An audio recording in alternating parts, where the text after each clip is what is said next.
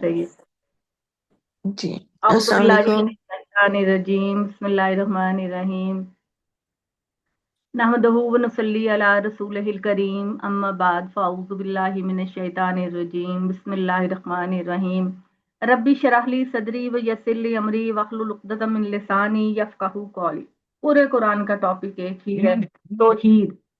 کہ آپ کی کامیابی اور کامرانی کی جو چیز ہے وہ یہ ہے کہ آپ ایک اللہ واحد کو ہی پکڑے رکھیں اور اسی کی رسی کو مضبوطی سے پکڑے رکھیں، اور اس کے ساتھ کوئی بھی چیز کو شریک نہ کریں، اس لیے کہ وہ ہر گناہ کو معاف کر سکتا ہے لیکن وہ شرک کو معاف نہیں کرے گا۔ تو آگے 136 نمبر آیت میں ہے، وَجَعَلُوا لِلَّهِ مِمَّا زَرَعَ مِنَ الْحَرْثِ وَالْأَنْعَامِ نَصِيبًا فَقَالُوا هَٰذَا لِلَّهِ بِزَعْمِهِمْ وَهَٰذَا لِشُرَكَائِنَا فَمَا كَانَ لِشُرَكَائِهِمْ فَلَا يَصِلُ إِلَى اللَّهِ وَمَا كَانَ لِلَّهِ فَهُوَ يَصِلُ إِلَىٰ شُرَكَائِهِمْ سَاءَ مَا يَحْكُمُونَ۔ اس آیت میں اللہ تعالیٰ کہتے ہیں کہ یہ لوگ اللہ تعالیٰ نے کھیتی میں یا چوپایوں کے اندر، جانوروں کے اندر جو چیزیں پیدا کی ہیں ان میں وہ اپنے شریکوں کا بھی حصہ مقرر کرتے ہیں۔ وہ اپنے شریکوں کا، جیسے کہ میں نے آپ کو بتایا کہ عرب لوگوں نے بھی 360 بتوں کو خانہ کعبہ میں رکھا ہوا تھا اور وہ ان کی عبادت کرتے تھے، اور باقاعدہ ان کے لیے وہ جانور بھی قربانی کے طور پر پیش کرتے تھے، اور کسان اپنی کھیتی سے جو چیزیں پیدا ہوتی ہیں اس کو بھی نذرانے کے طور پر اپنے بتوں کے سامنے پیش کرتے تھے۔ تو اللہ تعالیٰ کہتے ہیں کہ انہوں نے اپنے چوپایوں کے اندر اور اپنی کھیتیوں کے اندر بھی اللہ تعالیٰ کے علاوہ اپنے بتوں کے حصے مقرر کیے ہوئے ہوتے ہیں، اور وہ کہتے ہیں کہ یہ حصہ تو ہمارے شریکوں کا ہے اور باقی حصہ اللہ کے لیے ہے، کیونکہ اللہ کو تو مانتے تھے لیکن اللہ تک رسائی کے لیے وہ جن چیزوں کو شریک بناتے تھے ان پر زیادہ ان کا اعتماد ہوتا تھا۔ تو وہ ابھی بھی ہوتا ہے، جو لوگ اللہ کے ساتھ شریک کرتے ہیں وہ اللہ سے زیادہ جن کو اپنے خیال میں انہوں نے شریک بنایا ہوتا ہے ان کا حصہ مقرر کرتے ہیں۔ تو اللہ تعالیٰ کہتے ہیں کہ جو شریکوں کا حصہ ہوتا ہے اس میں تو وہ کمی نہیں کرتے، اس میں سے تو وہ کمی نہیں کرتے، اور پورا بلکہ زیادہ اپنے دیوی دیوتاؤں کی نظر کرتے ہیں، مگر جو اللہ کا حصہ مقرر کیا ہوتا ہے اس میں سے کمی کر کے اپنے شریکوں کو دے دیتے ہیں زیادہ۔ کتنا ہی برا ہے جو یہ لوگ فیصلہ کرتے ہیں، جو لوگ خدا کے ساتھ شریک کرتے ہیں اور دیوی دیوتاؤں اور بتوں کے جا کر ان کے تھانوں پر جا کر قربانیاں دیتے ہیں، وہ اللہ کا تو حصہ کم رکھتے ہیں اور اپنے شریکوں کا حصہ بڑھا دیتے ہیں، اور اللہ کے حصے میں بھی اگر کمی کرنی پڑتی ہے تو ضرور کرتے ہیں، مگر اپنے دیوی دیوتاؤں کے حصے میں کمی نہیں کرتے۔ کتنے بری باتیں ہیں، کتنے برے نظریات ہیں ان کے جو یہ فیصلہ کرتے ہیں۔ وَكَذَلِكَ زَيَّنَ لِكَثِيرٍ مِّنَ الْمُشْرِكِينَ قَتْلَ أَوْلَادِهِمْ شُرَكَاؤُهُمْ، اور اسی طریقے سے یہ جو مشرکین ہیں وہ یہ اپنے دیوی دیوتاؤں کو خوش کرنے کے لیے اپنی اولاد تک کو قتل کر دیتے ہیں، اپنی اولاد تک کو قتل کر کے تو نذرانے کے طور پر اپنی اولاد کے قتل کو ان کی جو جسم ہے اپنے دیوی دیوتاؤں کو خوش کرنے کے لیے ان کو نذرانے کے طور پر پیش کرتے ہیں۔ اور ان کے جو دیوی دیوتا ہیں انہوں نے اولاد کے قتل کو ان کے ٹھہرائے ہوئے شریکوں نے خوشنما بنا دیا، اس لیے کہ ان کو برباد کر ڈالیں اور اس لیے کہ ان کے دین کو ان کے لیے شک میں ڈالنے والا بنا دے۔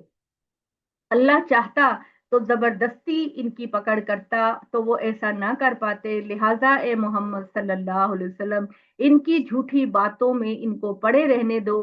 کہتے ہیں کہ یہ چوپائے اور یہ کھیتی ممنوع ہے، یعنی یہ ممنوع ہے، انہیں صرف وہی کھا سکتے ہیں جنہیں ہم کھلانا چاہیں اپنے گمان کے مطابق۔ یہ جیسے کہ آپ نے سورہ مائدہ میں بھی پڑھا، کل بھی میں نے بار بار ریپیٹ کیا کہ عربوں نے کچھ جانوروں کو اپنے اوپر، اپنی اولاد، اپنے رشتہ داروں پر حرام کیا ہوا تھا، کچھ اونٹ کو، کچھ بکریوں کو، کچھ بھیڑوں کو، کچھ گائے کو، اس طرح انہوں نے ان کو حرام کیا ہوا۔ تب خاص طرح کی وہ ہوتی تھی، جیسے مثال کے طور پر میں نے بتایا کہ ہم وہ ایک ایسے اونٹ کو کہتے تھے جس کی 7 پشتیں پیدا ہو چکی ہوتی تھی، تو اس کو وہ بڑا احترام کا درجہ دیتے تھے اور کہتے تھے کہ اب آئندہ اس سے کوئی کام نہیں لینا، اس کے جسم پر کوئی بوجھ نہیں ڈالنا، کوئی مال برداری کا کام نہیں لینا، اور بس نہ ہی اس کا گوشت کھانا ہے، بس اس کو آزاد چھوڑ دیا جائے۔ تو اس طرح انہوں نے باقی بھی جانوروں کے ساتھ اس طرح کے معاملات کیے ہوئے تھے۔ تو اللہ تعالیٰ نے کہا کہ یہ سارا کچھ جھوٹ ہے، اللہ تعالیٰ نے اس طرح کی کوئی چیز مقرر نہیں کی، اور یہ اس پر اللہ تعالیٰ کا نام بھی نہیں لیتے، محض جھوٹ گھڑتے ہوئے اس پر، تو عنقریب اللہ تعالیٰ ان کے جھوٹ گھڑنے کی سزا ان کو دے گا۔ اللہ تعالیٰ اس معاملے میں بہت زیادہ تنبیہ کرتے ہیں کہ میں نے ساری اچھی چیزیں، خوبصورت مزے کی چیزیں انسانوں کے لیے پیدا کی ہیں، اور مجھے یہ بات نہیں پسند کہ میری حلال کی ہوئی چیزوں کو جو انسانوں کے لیے اس قدر فائدے مند اور رزق کا باعث بنتی ہیں، تم اپنے اوپر اس کو حرام کرو، مجھے یہ بات نہیں پسند۔ وہ کہتے ہیں کہ ان چوپایوں کے اندر، ان کے پیٹوں کے اندر جو ہے وہ ہمارے مردوں کے لیے خاص ہے اور ہماری عورتوں کے لیے حرام ہے، لیکن اگر وہ مردہ ہو جائیں تو پھر مرد اور عورت دونوں کھا سکتے ہیں۔ اللہ عنقریب ان کی ان باتوں کی سزا انہیں دے گا، بے شک وہ بہت ہی حکمت والا اور علم والا ہے۔ یقیناً نامراد ہوئے وہ لوگ جنہوں نے اپنی اولاد کو محض بے وقوفی سے بغیر کسی علم کے قتل کیا، اور اللہ نے جو رزق ان کو عطا فرمایا تھا اسے اللہ پر جھوٹ باندھ کر حرام ٹھہرایا، وہ یقیناً بھٹک گئے اور ہرگز راہ راست پر نہیں رہے۔ ان کے ٹھہرائے ہوئے شریک نہیں، بلکہ وہی اللہ ہے جس نے قسم قسم کے باغ اور کھیتیاں پیدا کی، ان میں سے کچھ بیلوں پر چڑھتی ہیں اور کچھ نہیں چڑھائے جاتے، اس طرح کھجور پیدا کی اور کھیتیاں اگائیں جن کے طرح طرح کے پھل ہیں، اور زیتون اور انار جو ایک دوسرے سے ملتے جلتے بھی ہیں اور الگ الگ بھی ہیں، ان کی پیداوار میں سے کھاؤ جب یہ پھلے، اور ان کا حق ادا کرو جس دن یہ کاٹے، یعنی جس دن کھیتی کاٹی جائے اس دن یتیموں مسکینوں کا حق ضرور نکالو۔ اور نبی صلی اللہ علیہ وآلہ وسلم نے اس میں سے جو کھیتی ہے، جو پروڈکشن ہوتی ہے، اس میں اللہ تعالی نبی صلی اللہ علیہ وسلم نے عشر مقرر کیا ہے، کہ عشر مقرر کیا ہے کہ عشر یعنی 10% آپ نے وہ جو کھیتی باڑی ہوگی، جو کٹائی کی جائے گی، اس زمانے میں چونکہ ٹیکس کا کوئی سسٹم نہیں تھا تو اس طرح سے 10% اس میں سے لیا جاتا تھا۔ آج کل اس کی جگہ ہماری گورنمنٹ جو ہے وہ ٹیکس لے لیتی ہے، اگر وہ ٹیکس آپ کے عشر کی اماؤنٹ کے برابر ہے تو پھر آپ کو عشر دینے کی ضرورت نہیں ہے، وہ آپ کے ٹیکس میں ہی کٹ جاتا ہے۔ اور بے شک اللہ تعالیٰ کبھی حد سے گزرنے والوں سے محبت نہیں کرتا، اور چوپایوں کے اندر اور بار برداری کے چوپائے بھی اس نے پیدا کیے، وہ بھی جو زمین سے لگے ہوئے ہوتے ہیں، یعنی ایسے ہوتے ہیں کہ جن کا قد بہت چھوٹا ہوتا ہے اور ان کا پیٹ جو ہے وہ زمین کے قریب ہوتا ہے، اور کچھ ہوتے ہیں کہ جو اونچے قد کے ہوتے ہیں۔ اللہ نے جو کچھ تمہیں بخشا اس سے فائدہ اٹھاؤ، اور شیطان کے نقش قدم کی پیروی نہ کرو، وہ تمہارا کھلا ہوا دشمن ہے۔ تم ان چوپایوں میں سے 8 نر اور مادہ لو، 2 بھیڑ کی قسم سے یعنی نر اور مادہ بھیڑ کو لو، 2 بکری کی قسم سے یعنی نر اور مادہ بکری لو۔ پھر ان سے پوچھو اللہ تعالیٰ نے ان دونوں کے نر کو حرام کیا یا ان دونوں کی مادہ کو حرام کیا؟ نر جو ہے میل کو کہتے ہیں اور مادہ فی میل کو کہتے ہیں، کہ اللہ تعالیٰ نے بھیڑ کے اندر نر میل کو حرام کیا یا فی میل کو حرام کیا، اور بکری کے میل اور فی میل کو لو، اللہ تعالیٰ نے اس کے میل کو حرام کیا یا فی میل کو کیا، تو تم کیوں اس طرح سے حرام کرتے ہو؟ پھر ان سے پوچھو کہ اور یا ان کے بچوں کو حرام ٹھہرایا جو ان ماداؤں کے پیٹ میں ہے، مجھے کسی سند کے ساتھ بتاؤ۔ یہ اللہ تعالیٰ کہہ رہے ہیں کہ مجھے بتاؤ کہ میں نے کس شریعت میں ان کو حرام کیا، کس تورات میں کیا ہے، انجیل میں کیا ہے، ابراہیم کی شریعت میں کیا ہے، میں نے کہاں ان کو حرام کیا ہے جو تم ان کو حرام کرنے لگ گئے ہو؟ میں نے تو نہیں کہا، میں نے تو صرف 4 چیزوں کو حرام کیا جو کہ ہم روز پڑھتے ہیں۔ تو مجھے بتاؤ اگر تم سچے ہو، اور اونٹوں میں سے بھی نر اور مادہ لے لو، اور اسی طرح سے گائے میں سے بھی نر اور مادہ لے لو، تو بتاؤ کہ اللہ تعالیٰ نے ان کے نر کو حرام کیا ہے یا ان کی ماداؤں کو حرام کیا ہے، یا ان کی ماداؤں کے پیٹوں میں جو کچھ ہوتا ہے ان کو حرام کیا ہے؟ کیا تم اس وقت موجود تھے جب اللہ تعالیٰ نے تم کو اس بات کی نصیحت کی تھی؟ وہ اللہ کی طرف منسوب کرتے تھے نا کہ اللہ نے ان چیزوں کو حرام کیا، تو اللہ کہتے ہیں کہ بتاؤ جب میں نے ان کو حرام کیا تھا تو تم اس وقت موجود تھے؟ تو جو اس شخص سے بڑھ کر ظالم کون ہوگا جو اللہ تعالیٰ کی طرف جھوٹ کو منسوب کرے تاکہ وہ گمراہ کر سکے لوگوں کو، لوگ گمراہ کر سکیں لوگوں کو بغیر کسی علم کے۔ اللہ تعالیٰ تو کبھی بھی ظالموں کو ہدایت نہیں دیتا۔ اے محمد صلی اللہ علیہ وآلہ وسلم ان سے کہہ دیجئے جو وہی میرے پاس آئی ہے اس میں تو میں نہیں دیکھتا کسی کھانے والے پر کوئی چیز حرام کی گئی ہے جسے وہ کھاتا ہے سوائے اس کے کہ وہ مردار ہو۔ کتنی دفعہ رپیٹ کر دی اللہ تعالیٰ نے یہ بات، اور ہم یہ سمجھتے ہیں کہ قرآن کے اندر ریپیٹیشن ہے، نہیں، قرآن کے اندر ریپیٹیشن نہیں ہے۔ اللہ تعالیٰ ایک بات کو لوگوں کے ذہنوں میں اتارنے کے لیے ایک چیز کو بار بار رپیٹ کرتے ہیں کہ ان کے ذہن نشین ہو جائے کہ میں نے اس کے علاوہ کسی چیز کو حرام نہیں کیا۔ اگر اللہ تعالیٰ ایک دفعہ کہتے تو ہم کہتے کہ اس بات پر اتنا زور نہیں، لیکن بار بار رپیٹ کرنے کا مطلب ہے کہ اس چیز کے اوپر اللہ تعالیٰ کا بہت زیادہ امفسائز کر رہے ہیں، بہت زیادہ زور ہے۔ تو اللہ تعالیٰ نے صرف مردار کو، بہتے ہوئے خون کو، خنزیر کے گوشت کو اور اللہ کے علاوہ کسی دوسرے کے نام کے ذبح کرنے کو حرام ٹھہرایا ہے۔ یہ سارے گندی چیزیں ہیں اور نافرمانی ہیں۔ اس کے علاوہ اللہ تعالیٰ نے کسی چیز کو تمہارے لیے حرام نہیں کیا۔ تو دیکھیے کہ مردار کے اندر جو ہے وہ ایک طرح کی بیماری، سراپائی بیماری ہے کہ مردار کا جب بلڈ نہیں نکلتا اندر سے پوری طرح، وہ پوری باڈی میں موجود ہوتا ہے، تو اس کے اندر طرح طرح کے وائرس ہوں گے، بیکٹیریاز ہوں گے جو کھانے والے کو بیمار کر دیں گے۔ خون جو ہے بہتا ہوا اس کے اندر گندگی کے علاوہ حیوانیت ہے، گندگی، خون جو ہے بہت سارا خون، اس کے اندر حیوانیت کا چیڑ پھاڑ کرنے کا ایک تاثر ہوتا ہے۔ خنزیر کا گوشت جو ہے وہ، اس کی اور بھی بہت ساری وجوہات ہیں کہ خنزیر کا گوشت اللہ تعالیٰ نے کیوں حرام کیا، تو اس کی اور بھی وجوہات ہیں جو لوگ کہتے ہیں، اخلاقی لحاظ سے بھی کہتے ہیں، لیکن اصل وجہ جو اس کے حرام ہونے کی یہ ہے کہ جو خنزیر ہے وہ سبزی بھی، چارہ بھی کھاتا ہے اور گوشت بھی کھاتا ہے۔ اللہ تعالیٰ نے جو جانور گوشت کھاتے ہیں ان کو ہمارے کھانے پر حرام کیا ہوا ہے۔ جو جانور گوشت کھاتے ہیں جیسے چیتا ہے، شیر ہے، بھیڑیا ہے، یا اس طرح کیٹیگری کے جو گوشت کھاتے ہیں ان کو ہمارے لیے حرام کیا ہوا ہے۔ اب خنزیر جو ہے وہ چارہ بھی کھاتا تھا اور گوشت بھی کھاتا ہے، اس کی فطرت کے اندر ہے، تو چیڑ پھاڑ کے کھاتا ہے۔ تو ان لوگوں نے سوال کیا کہ خنزیر کا گوشت جو ہے وہ چونکہ چارہ بھی کھاتا ہے، تو چارہ کھانے والے تو سارے جانور ہمارے لیے حلال ہیں، البتہ گوشت کھانے والے جانور حرام ہے، تو خنزیر کس کیٹیگری میں آئے گا؟ تو چونکہ وہ گوشت بھی کھاتا ہے تو اللہ تعالیٰ نے یہ بات کہی کہ خنزیر کا گوشت بھی حرام ہے، ٹھیک ہے؟ کیونکہ جب آپ کسی جانور کا گوشت کھاتے ہیں تو اس کی فطرت اور اس کی عادات کا اثر بھی ہمارے اندر آتا ہے۔ تو اللہ تعالیٰ نے یہ بات کہی کہ یہ اس وجہ سے حرام ہے، اور شرک کو اللہ برداشت نہیں کرتا، تو اللہ کے علاوہ اگر کسی اور کے نام کا ذبح کیا جائے گا تو وہ تو ٹوٹلی حرام ہے۔ تو یہ صرف چار چیزیں اللہ تعالیٰ نے ہمارے اوپر حرام کی ہیں، اس کے علاوہ ہر چیز ہمارے لیے کھانا جائز ہے۔ تو ان چار چیزوں میں بھی اگر کوئی مجبور ہو جائے اور اللہ کی سرکشی کرنے والا نہ ہو تو وہ اگر کھا لے تو اللہ تعالیٰ بخشنے والے اور رحم کرنے والے ہیں۔ البتہ ٹھیک ہے کہ جن لوگوں نے یہودیت اختیار کر رکھی ہے ان پر ہم نے سب ناخن والے جانور حرام کر دیے تھے، اور گائے اور بکری کی چربی بھی حرام کر دی تھی، سوائے اس کے جو ان کی پیٹھوں یا انتڑیوں سے لگی ہو یا کسی ہڈی سے لگی ہو، یعنی ان کی سرکشیوں کی وجہ سے۔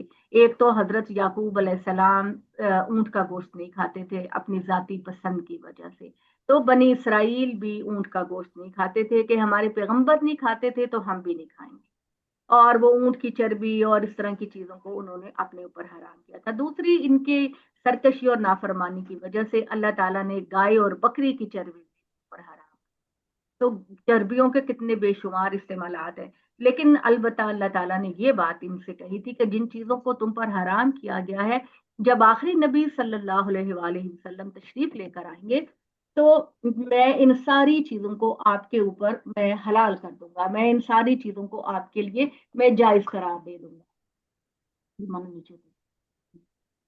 تو اس میں پھر اللہ تعالیٰ نے یہ بات کہی اور یہ بات کہی کہ اچھا جی، اس کے بعد اللہ تعالیٰ نے کہی سوائے اس کے جو ان کی پیٹھ یا انتڑیوں سے لگی ہو یا کسی ہڈی سے لگی ہو، اور یہ ہم نے ان کی سرکشی کی سزا انہیں دی اور وہ ہم بالکل سچے ہیں. یعنی یہ یہود کے بارے میں بتا دیا کہ یہ جو چربی میں نے ان کے اوپر حرام کی، یہ جس طرح باقی نافرمانی اور سرکشیوں کی سزائیں ان کو ملی، اس کی وجہ سے ان کے اوپر یہ بھی حرام کر دی گئی تھی. لیکن یہ وعدہ کیا گیا تھا کہ محمد صلی اللہ علیہ وسلم پر اگر ایمان لے کر مسلمان بن جاؤ گے تو میں ان ساری چیزوں کو آپ کے اوپر حلال کر دوں گا.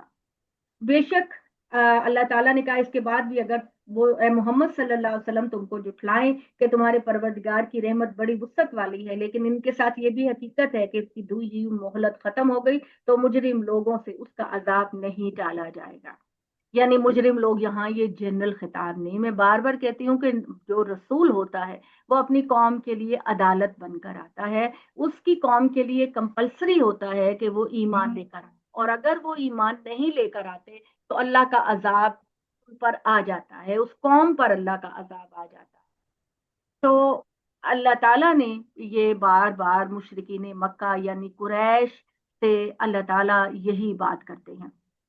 تو ان مجرموں سے اس کا عذاب نہیں ٹالا جا سکے گا.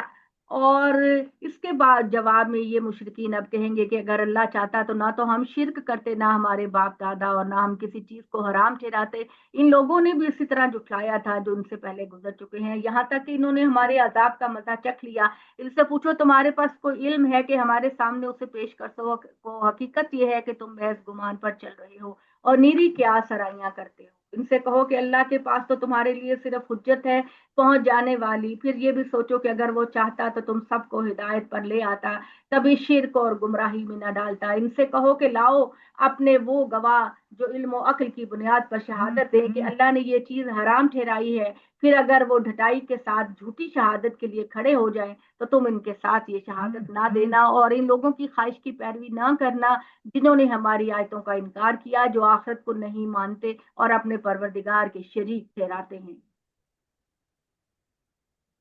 اے محمد صلی اللہ علیہ وآلہ وسلم ان سے کہو کہ آؤ میں تمہیں سناؤں کہ تمہارے پروردگار نے تم پر کیا حرام ٹھہرایا ہے. یہ کہ کسی چیز کو اس کا شریک نہ ٹھہرانا. سب سے نمبر 1 احتیاط کہ اللہ کے ساتھ کسی کو شریک نہیں کرنا. جان لینا چاہیے بعض چیزوں کو غلط فہمی کی بنا پر ہم شرک نہیں مانتے، لیکن در حقیقت وہ شرک ہوتا ہے. اپنی اولاد کو تنگ دستی کے ڈر سے قتل نہ کرو. ٹھیک ہے، لوگ کرتے تھے، ابھی بھی کرتے ہیں کہ وہ بچہ جو ہے وہ گرا دیتے ہیں کہ جی ہمارے پاس تو اتنے مالی وسائل ہی نہیں. تو وہ بچہ جبکہ وہ 3 مہینے سے اوپر کا ہوتا ہے تو وہ بچہ گرانا جائز نہیں ہوتا، اور 3 مہینے سے اوپر کی پریگننسی کو. اور یہ کہ اللہ تعالیٰ نے یہ فرمائی نحنو نرزقکم وایہم، اور عرب لوگ بھی یہی کرتے تھے کہ وہ اپنی اولاد کو، خاص طور پر اپنی بیٹیوں کو تو وہ زندہ نہیں رکھتے، اپنی بیٹیوں کو تو وہ زندہ دفن کر دیا کرتے تھے. بہت روایات ہیں، قرآن میں اس کا بڑا ذکر ہے. قرآن مجید میں یہ ذکر ہے ایک جگہ کہ جب زندہ درگور کی گئی لڑکی سے پوچھا جائے گا کہ اس کو کس جرم کی پاداش میں دفن کیا گیا، تو اس دن بے گناہ لڑکیوں کی بھی فریاد رسی ہوگی اللہ تعالیٰ کے حضور میں. تو اللہ کہتے ہیں کہ جس بچے کو ہم پیدا کرتے ہیں اس کو ہم رزق دیتے ہیں، تم کو بھی تو دیتے ہیں تو ان کو بھی تو دیں گے. تو تم فحاشی کے قریب نہ جایا کرو، چاہے وہ ظاہری فحاشی ہو یا چھپی ہوئی فحاشی ہو. اور اپنی اولاد اور کسی بھی انسان کو قتل نہ کرو جسے اللہ تعالیٰ نے حرام کر رکھا ہے قتل کرنا. یہ وہ ساری باتیں ہیں جس کی اللہ تعالیٰ تم کو وصیت کرتے ہیں تاکہ تم عقل سے کام لو. اور دیکھو یتیم کے مال کے قریب بھی نہ پھٹکنا سوائے اس کے کہ جو بہترین طریقہ ہو، اور یہاں تک کہ بچہ اپنی بلوغت کو پہنچ جائے تو اس کا مال اس کے حوالے کر دو. اور ناپ تول کو پورا کیا کرو انصاف کے ساتھ، اور کسی بھی انسان پر ہم نے اس کی ہمت سے زیادہ بوجھ نہیں ڈالا. یہ یتیم کے کانٹیکسٹ میں بات ہے کہ اگر تو یتیم کے جو والی وارث ہے، جو اس کا کسٹوڈین ہے، اگر وہ مالی لحاظ سے امیر ہے تو وہ ان کو پالنے پرورش کرنے کا کوئی بھی معاوضہ نہ لے. لیکن اگر وہ بہت ضرورت مند ہے، اس کا خیال ہے کہ جو میں ٹائم یتیم کی پرورش میں لگاؤں گا تو میرا اپنا کاروبار متاثر ہوگا، تو وہ اس کی پیسوں میں سے کچھ اپنا معاوضہ مقرر کر سکتا ہے. اور اس پر اپنے کچھ گواہ مقرر کر لے، لیکن جو ہی بچے بڑے ہوں تو ان کا مال ان کے حوالے کر دیا جائے۔ اور جب تم بات کہو تو پورے عدل و انصاف سے بات کیا کرو، چاہے وہ بات تمہارے اپنے بہت ہی قریبی رشتہ دار کے خلاف ہی کیوں نہ ہو، انصاف کی بات کیا کرو، اور اللہ تعالیٰ کے ساتھ جو وعدے کرتے ہو اس کو پورا کیا کرو۔ ان ساری باتوں کی وصیت اللہ تعالیٰ تم کو کرتا ہے تاکہ تم نصیحت حاصل کرو۔ یہ ہے میرا وہ سیدھا راستہ، چنانچہ اس کی پیروی کرو، اس کے علاوہ دوسرے راستوں کی پیروی نہ کرو کہ تم ایک دوسرے سے جدا ہو جاؤ گے اللہ کے راستے سے۔ یہی وہ ساری حقیقی فائدے مند باتیں ہیں جس کی اللہ تم کو نصیحت کرتا ہے تاکہ تم اللہ سے ڈرو۔ پھر ہم نے موسیٰ کو کتاب عطا کی، اور اس پر ہم نے کلاس کے دوران نہ آیا کرو، یہ رکھ دو ادھر، یہ رکھ دو 36 نمبر چیک کر لو 36۔ اور یہ کتاب ہے ہم نے اتاری، اچھا، اور دین و شریعت سے متعلق ہر چیز کی تفصیل اور ہدایت رحمت بنا کر، اس لیے کہ لوگ اپنے پروردگار کی ملاقات پر ایمان لائیں۔ اور اب یہ کتاب ہے جو ہم نے اتاری ہے خیر و برکت والی کتاب، تو اس کی پیروی کرو اور خدا سے ڈرتے ہو تاکہ تم پر رحمت کی جائے۔ اس لیے اتاری ہے کہ مبادہ تم کہو کہ کتاب تو ہم سے پہلے کے 2 گروہوں پر اتاری گئی تھی۔ 2 گروہ کون سے ہیں؟ کن 2 گروہوں کا ذکر ہے جی؟ ہم سے پہلے 2 گروہوں پر اتاری گئی تھی۔ 2 گروہوں سے مراد کیا ہے جی؟ یہود اور نصارہ۔ یہود اور نصارہ، یہود پر تورات نازل ہوئی اور نصارہ یعنی عیسائیوں پر انجیل نازل ہوئی۔ تو 2 گروہوں سے مراد یہ ہے۔ اور ہم اس سے پہلے غافل تھے۔ یہ بات کہہ رہی ہیں مشرکین مکہ یعنی قریش۔ اللہ کے ہاں تم جب جواب کے لیے، اگر میں قرآن کو نازل نہ کرتا، محمد صلی اللہ علیہ وسلم کو تمہاری ہدایت کے لیے نازل نہ کرتا، اور تم جن گناہوں میں پڑے ہوئے ہو اس کی سزا تمہیں ملتی، تو تم کہتے کہ اللہ تعالیٰ آپ نے یہود و نصارہ پر تو کتاب اتاری تھی، ہم پر کیوں نہیں اتاری، اور ہمیں کیوں آپ نے غافل رکھا اپنی ہدایت سے؟ تو تمہاری اس بات کو پورا کرنے کے لیے، اس جواز کو ختم کرنے کے لیے کہ تم بھی ہدایت پر آ جاؤ، ہم نے تم پر قرآن اور نبی کو بھیجا۔ اور یا تم اللہ کے حضور یہ بات نہ کہو کہ اگر ہم پر کوئی کتاب نازل کی جاتی تو ہم ان دونوں سے زیادہ ہدایت پر ہوتے۔ تو چنانچہ تمہارے پاس اللہ کی طرف سے واضح ہدایت آ گئی ہے اور اللہ کی رحمت اور برکت آ گئی ہے۔ تو جو کوئی ظلم کرے گا، تو جس کسی نے ہماری آیتوں کا انکار کیا اور ہمارے اس سے منہ موڑا، جو لوگ، ہم انہیں ان کی روح گردانی کی پاداش میں بڑی سزا دیں گے۔ کیا اس کے منتظر ہیں کہ ان کے پاس فرشتے آئیں، یہ تیرا پروردگار آ جائے، تیرے پروردگار کی نشانیوں میں سے کوئی نشانی ظاہر ہو جائے؟ جس دن تیرے پروردگار کی نشانیوں میں اس طرح کی کوئی نشانی ظاہر ہو جائے گی، اس دن کسی ایسے شخص کا ایمان کچھ نفع نہیں دے گا جو پہلے ایمان نہ لایا ہو یا اپنے ایمان میں اس نے کوئی بھلائی نہ کمائی ہو۔ کہہ دو اس پر اصرار کرتے ہو تو انتظار کرو، ہم بھی انتظار کر رہے ہیں۔ یعنی جس دن اے قریش مکہ محمد صلی اللہ علیہ وسلم کا انکار کرنے کے نتیجے میں تم پر عذاب آ گیا اس دنیا میں، اگر اس دن تم ایمان قبول کرو گے اور آج نہیں کرو گے تو مانو کہ اس دن تمہارا ایمان کوئی نفع نہیں دے گا، کیونکہ اللہ تعالیٰ اس کو قبول نہیں کرے گا۔ خدا کی بتائی ہوئی یہ سیدھی راہ کو چھوڑ کر اے محمد صلی اللہ علیہ وسلم، جن لوگوں نے اپنے دین میں راہیں نکالی اور فرقوں میں بٹ گئے ہیں، ان سے تمہارا کوئی واسطہ نہیں، ان کا معاملہ اللہ کے حوالے ہے، سو وہی ان کو بتائے گا جو کچھ وہ کرتے رہے۔ پھر اس کے حضور جو نیکی لے کر آئے گا اس کے لیے 10 گنا بدلہ ہے، اور جو برائی لے کر آئے گا اس کو اتنا بدلہ ملے گا جتنا اس نے برائی کی، اور ان لوگوں پر کوئی ظلم نہیں کیا جائے گا۔ ان سے کہہ دو کہ مجھے تو میرے پروردگار نے ایک سیدھا راستہ دکھا دیا ہے، بالکل سیدھا راستہ، یعنی ملت ابراہیم کا راستہ جو بالکل یکسو تھا اور ہرگز مشرکوں میں سے نہیں تھا۔ کہہ دو کہ میری نماز، میری قربانی، میرا جینا، میرا مرنا سب اللہ پروردگار عالم کے لیے ہے، اس کا کوئی شریک نہیں، مجھے اسی کا حکم ملا ہے اور میں سب سے پہلے اپنا سر اطاعت جھکانے والا ہوں اللہ کے حضور۔ ان سے پوچھو کیا میں اللہ کے سوا کوئی اور پروردگار تلاش کروں جبکہ وہی ہر چیز کا پروردگار ہے؟ میں نے اپنا فرض ادا کر دیا کہ خدا کا دین تم تک پہنچا دیا، اب تم میں سے جو کوئی اچھا عمل کرے گا اس کا ذمہ دار وہ خود ہے، اور جو کسی دوسرے کا بوجھ نہیں اٹھائے گا پھر تمہارے پروردگار کی طرف تم سب کا لوٹنا ہے، اور وہ تم کو بتائے گا کہ تم دنیا میں کیا کرتے رہے اور کس طرح کے اختلاف میں پڑے رہے۔ وہی اللہ ہے جس نے تمہیں زمین کا خود مختار بنا دیا، اور تمہیں بعض کو بعض پر درجات بلند کیے تاکہ اس نے تم کو جو دے رکھا ہے اس پر تمہاری آزمائش کرے۔ کسی کو ذہانت زیادہ دی، کسی کو پیسہ زیادہ دیا، کسی کو قابلیت زیادہ دی، یہ اس وجہ سے کہ اللہ ہمیں مختلف چیزوں میں آزمائے۔ اور بے شک ہے محمد تیرا پروردگار تو انجام کار میں بھی بہت سزا دینے میں بھی بہت تیز ہے، اور انہ لغفور رحیم، اور اللہ تعالیٰ تو بہت ہی بخشنے والے اور مستقل اپنے بندوں پر رحم کرنے والے ہیں۔ یہاں پر تو ہماری ہو گئی سورہ مائدہ مکمل۔ یہاں پر میرا خیال ہے کہ عظیم صاحب ہم سیکنڈ پروگرام کو تھوڑے وقفے سے شروع کرتے ہیں تاکہ اس کو ٹاپک دے دیں کہ اب ہماری سورہ آراف شروع ہو رہی ہے، تاکہ جب ہم اس کو اپلوڈ کریں تو لوگ فرق کر سکیں کہ سورہ انعام مکمل ہو گئی ہے اور اب ہم سورہ آراف کو شروع کرنے لگے ہیں۔ تو میں بھی 1-2 منٹ کا پاز لیتی ہوں عظیم صاحب، تو آپ بھی اس کو ڈسکنٹینیو کر کے تو آپ بھی اس کو کر دیجئے تاکہ ٹاپک الگ الگ ہو جائے۔ ٹھیک ہے جی؟ جی ویسٹ پاکستان کا سب سے بڑا سورہ آراف کا میں آپ کو تعارف فاست کرا دوں۔ بسم اللہ الرحمن الرحیم۔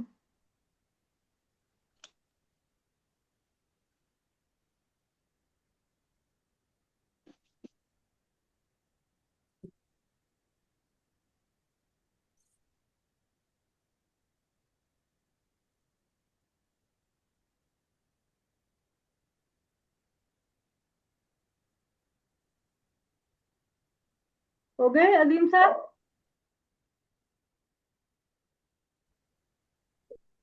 آپ ہیں یہاں پہ؟ جی جی جی باجی، بات کریں۔ جی بالکل۔ چلو سورہ آراف۔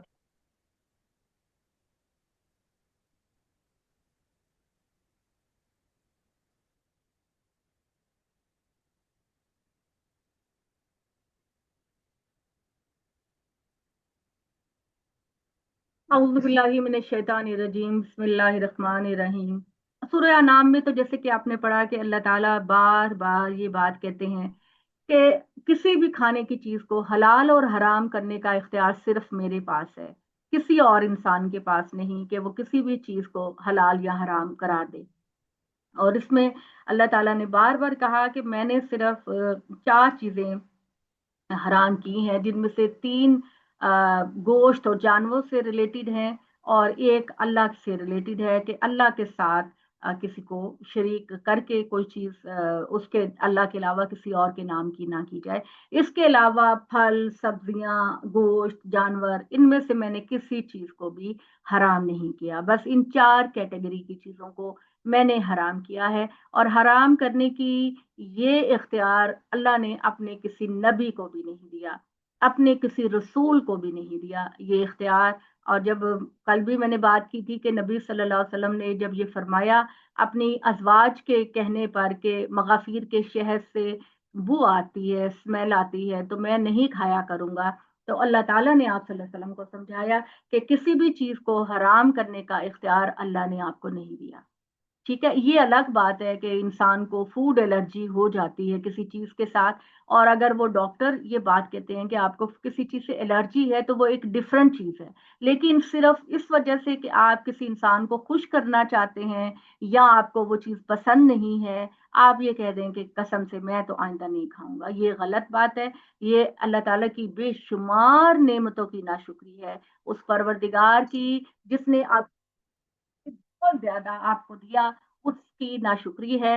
اس لیے آپ بالکل بھی یہ اختیار نہیں رکھتے۔ اللہ تعالیٰ کی نعمتوں کے اندر آپ کے لیے بہت فائدے ہیں، اللہ تعالیٰ کی نعمتوں کے اندر آپ کے لیے صحت کے بہت سارے چیزیں موجود ہیں۔ اس لیے انسان جو اللہ کا غلام، اللہ کا بندہ ہے، اس کے لیے بالکل بھی مناسب نہیں ہے کہ وہ اس طرح کا رویہ اختیار کرے۔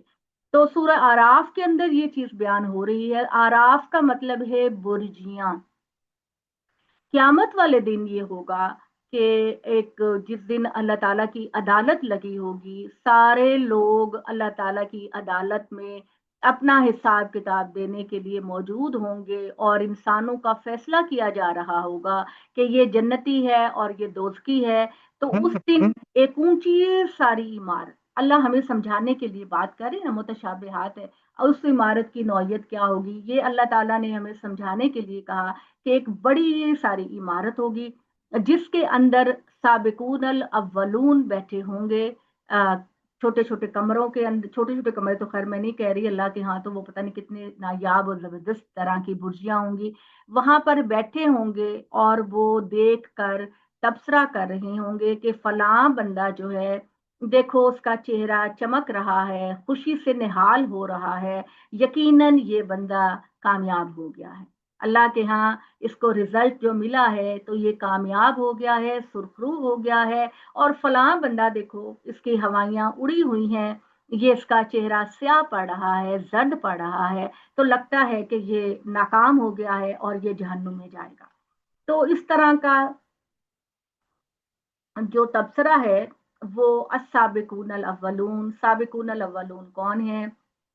کہ جو آپ کے جن کو دنیا، وہ والے لوگ جن کو دنیا ہی میں بشارت دے دی جاتی ہے کہ آپ نے تو جنت میں جانا ہے، جیسے اللہ کے نبی ہیں، اللہ کے رسول ہیں، صدیقین ہیں، شہداء ہیں. یہ وہ لوگ ہیں کہ جن کے بارے میں اللہ کی خوشخبری ہے کہ ان کے معاملات کا فیصلہ قیامت تک کے لیے پینڈنگ نہیں ہوتا. ان کا فیصلہ ان کے مرتے ساری ان کی نعمتوں کا سلسلہ شروع ہو جاتا ہے. کے لیے اللہ تعالیٰ کی بشارتوں کا سلسلہ شروع ہو جاتا ہے، نعمتوں کا سلسلہ شروع ہو جاتا ہے. وہ ہماری طرح قبروں میں یعنی کہ ان کے جسم ہوتے تو ضرور ہیں، مگر ان کا جو اصل ایسنس ان کی باڈی کا ہوتا ہے وہ خدا کے ہاں زندہ ہوتا ہے، وہ رزق پا رہے ہوتے ہیں، وہ وہاں زندہ ہوتے ہیں، لیکن ان کی زندگی کا ہم کو کوئی شعور نہیں ہوتا.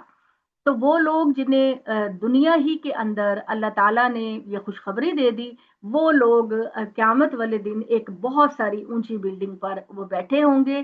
جیسے آپ کسی اسٹیج، کوئی آپ کا کوئی پریزنٹیشن ہوتی ہے یا کوئی سیمینار ہوتا ہے تو جو چیف گیسٹ ہوتے ہیں یا مہمان ہوتے ہیں ان کو اونچی اسٹیج پر بڑی کرسیوں میں بٹھایا جاتا ہے. تو یہی حال اس دن سابقون الاولون کا ہوگا، یا وہ لوگ جن کو دنیا ہی میں بشارت دے دی گئی کہ آپ نے جنت میں جانا ہے ان کا ہوگا. تو اس دن وہ اپنے نتائج سے تو مطمئن ہوں گے کہ ہمیں تو رزلٹ مل چکا، ہم تو اللہ کی نعمتوں کو سٹارٹ کر چکے، لیکن وہ تبصرہ کر رہے ہوں گے باقی لوگوں کو دیکھ کر کہ یہ جو ہے یہ دیکھو کتنا مسرور ہے، اس کا چہرہ کتنا خوشی خوشی والا نظر آ رہا ہے، چمک رہا ہے اس کا چہرہ، تو یہ تو لازمی جنتی ہے. اور یہ دیکھو وہ رو رہا ہے، سر پیٹ رہا ہے، اس کا چہرہ نامرادی اور مایوسی سے سیاہ ہو رہا ہے، تو وہ تو دوست کی دکھائی دیتا ہے. تو اس طرح کی ان کی گفتگو ہوگی. شاید آپ نے اس سے ڈفرنٹ رائے سنی ہو، لیکن اس کا کوئی عقلی جواز نہیں بنتا کہ جن لوگوں کا ابھی فیصلہ پینڈنگ ہوگا وہ وہاں بیٹھے ہوں گے. تو اس کے بارے میں جو ایک لاجیکل انالیسز ہے وہ یہ کہ ان کو تو اپنے رزلٹ کی فکر ہونی چاہیے. اگر ایسا مراد ہوتا کہ وہ لوگ ہیں کہ جن کو ابھی فیصلہ نہیں ہوا اور وہ اپنے فیصلے کے انتظار میں ہے، تو ایک اونچی عالیشان بلڈنگ پر بیٹھنے کی وجہ سمجھ میں نہیں آتی کہ جن کو اپنا رزلٹ ابھی نہیں پتا ان کو اس اونچی بلڈنگ پہ بٹھایا گیا. دوسری بات یہ ہے کہ ان کو تو اپنی پریشانی لگی ہونی چاہیے کہ میرا رزلٹ کیا ہوگا. وہ دوسروں کے بارے کی فکر میں اور خوشخبری میں وہ کیسے مطمئن بیٹھ سکتے ہیں. تو یہ والی بات ہے. تو بسم اللہ الرحمن الرحیم، الف لام میم صاد، کتاب انزل الیک فلا یکن فی صدرک حرج منہ لتنذر بہ وذکر للمؤمنین. اللہ کے نام سے جو سراسر رحمت ہے، جس کی شفقت ابدی ہے. یہ سورہ الف لام صاد ہے. یہ کتاب ہے جو محمد تمہاری طرف نازل کی گئی ہے، سو اس سے اے پیغمبر تمہارے دل میں کوئی پریشانی نہ ہو. اس لیے نازل کی گئی ہے کہ اس کے ذریعے لوگوں کو خبردار کرو اور ایمان والوں کو اس سے یاد دہانی کرو. لوگوں، تمہارے پروردگار کی طرف سے جو کچھ تمہاری جانب اتارا گیا ہے اس کی پیروی کرو اور اپنے پروردگار کا چھوڑ کر دوسرے سرپرستوں کے پیچھے نہ چلو. افسوس تم کم ہی یاد دہانی حاصل کرتے ہو. इससे पहले कितनी ही बस्तियां हैं जिन्हें हमने हलाक कर दिया तो हमारे अजाब उन पर दिन में अचानक टूट पड़ा, या दिन दिहाड़े आ गया जब वो आराम कर रहे थे, फिर जब हमारा अजाब उन पर टूट पड़ा तो उसके सिवा कुछ कहते न बन पड़ा कि पुकार उठे बेशक हम ही जालिम थे। तो हम उन लोगों से जरूर पूछेंगे जिनकी तरफ रसूल भेजे गए, और खुद रसूलों से भी जरूर पूछेंगे कि इन्होंने हमारा पैगाम पहुंचाया तो इन्हें क्या जवाब मिला। फिर पूरे इल्म के साथ हम तुम्हारी सरगुज़श्त इन्हें क्या सुनाएंगे, आखिरकार हम कहीं गायब तो नहीं थे। यानी यहाँ पर अल्लाह ताला रसूलों की कौमों की बात कर रहा है कि जो कौमें अपने रसूलों का इनकार कर देती हैं और कहती हैं कि हमने नहीं मानना, जानते बूझते कहते हैं कि हमने नहीं मानना, तो उन पर फिर खुदा का अजाब आ जाता है। और अल्लाह ताला कहते हैं कि क़यामत के दिन हम अपने रसूलों को पूछेंगे कि क्या तुमने अपनी कौमों तक मेरा मैसेज पहुंचा दिया था। और हम तो जरूर उन कौमों के वाकयात को बयान करेंगे। ये लोग कहते हैं कि ये पहले वक्तों के अफसाने हैं, तो हम तो जरूर बयान करेंगे क्योंकि हम दुनिया को कंट्रोल कर रहे हैं। और जब कौमों के साथ ये मामला हो रहा था तो हम कहीं गायब नहीं थे, हम अपने अर्श पर बैठे इस सारी चीजों को देख रहे थे, यही अल्लाह कह रहे हैं। और उस दिन क़यामत के दिन जो फैसला है वो बिल्कुल सही सही होगा, किसी के साथ जुल्म और ज्यादती नहीं होगी। जिसके अमाल नामों का वजन ज्यादा होगा वही कामयाब होंगे, और जिसके अमाल नामों का वजन हल्का होगा तो वही लोग होंगे जो अपने आप को नुकसान में डालेंगे उन आयात का इनकार करने की वजह से, जो कि वो जुल्म के साथ ज्यादती के साथ अल्लाह के अहकामात का इनकार करते थे। तो ए कुरैश के लोगों, हमने तुम्हें जमीन में इख्तिदार दिया, यानी कुरैश के लोगों तुमने हमने मक्का में इख्तिदार दिया, तुम मक्का के बादशाह हो। जैसे कि मैंने पहले भी बताया कि उसके सुराय कुरैश के अंदर अल्लाह ताला ने ये बताया कि अरब के लोग कबाइल एक दूसरे का जब वो अपने काफिले लेकर जाते हैं तो माल छीन लेते हैं, कत्लो गारतगरी करते हैं। लेकिन खाना काबा की वजह से ए कुरैश के लोगों, तुम अपना तजारती सामान जहां से भी लेकर गुजरते हो, लोग अदब और एहतराम से तुम्हारा रास्ता छोड़ देते हैं। और ना सिर्फ रास्ता छोड़ते हैं बल्कि अदब और एहतराम के साथ तुम्हारी मेजबानी करते हैं, जबकि दूसरे कबीलों के साथ ये नहीं होता। और ये सरासर खाना काबा की बरकत की वजह से है। और हमने तुम्हारे लिए जमीन में और भी कारोबार के जरिए, मैशत के जरिए बनाए हैं, लेकिन बहुत कम है जो तुम शुक्र अल्लाह का अदा करते हो। हमने इंसानों तुम्हारी सूरत गरी की जिस तरह की हमने चाहा, फिर हमने फरिश्तों से कहा आदम को सजदा करो, उन सब ने सजदा किया मगर इब्लीस ने नहीं किया, वो सजदा करने वालों में से न बना। उसने कहा किस चीज ने तुझको, मैंने कहा अल्लाह ने कहा किस चीज ने तुझको मना किया, जबकि मैंने तुझको हुक्म दिया था कि तुमने आदम को सजदा नहीं किया। उसने कहा ए अल्लाह, मैं उससे बेहतर हूँ, तूने मुझे आग से पैदा किया और इसको मिट्टी से पैदा किया। अल्लाह ने फरमाया चल उतर निकल यहाँ से, तेरे लिए जेब नहीं देता था कि तू तकब्बुर करे मेरे मुकाबले में, मैंने जो हुक्म दिया तुझको वही करना चाहिए था, चुनाचे निकल जा यहाँ से और तू हो जाएगा जलील होने वालों में से। उसने कहा ए अल्लाह ठीक है। अब यहाँ पर ये था कि उसको माफी मांगनी चाहिए थी। गलती जैसे मैं हमेशा कहती हूँ कि हजरत आदम ने भी की लेकिन उन्होंने अल्लाह से माफी मांगी, गलती हजरत यूनुस ने भी की लेकिन उन्होंने अल्लाह से माफी मांगी। इसको चाहिए था जो अल्लाह ताला इन दोनों को मुकाबले के लिए पेश करता है हमारे सामने, कि इब्लीस की गलती ये हुई कि उसने गलती गुनाह करने के बाद माफी नहीं मांगी, उसने सरकशी, नाफरमानी और तकब्बुर किया। और अल्लाह को जाहिर है कि अल्लाह की ज़ात बहुत बड़ी है और अल्लाह ताला तो इस चीज़ को बिल्कुल भी पसंद नहीं करता कि अल्लाह के मुकाबले में कोई तकब्बुर करे। चुनांचे जब अल्लाह ने उसको कहा कि चल निकल यहाँ से, तो उसने कहा कि मुझे क़यामत तक के लिए मोहलत दे कि मैं अपना कीना और दुश्मनी पूरी करूं और तेरे इसी इंसानों से उस जहन्नुम को भर दूं जो तूने मुजरिमों के लिए तैयार करनी है।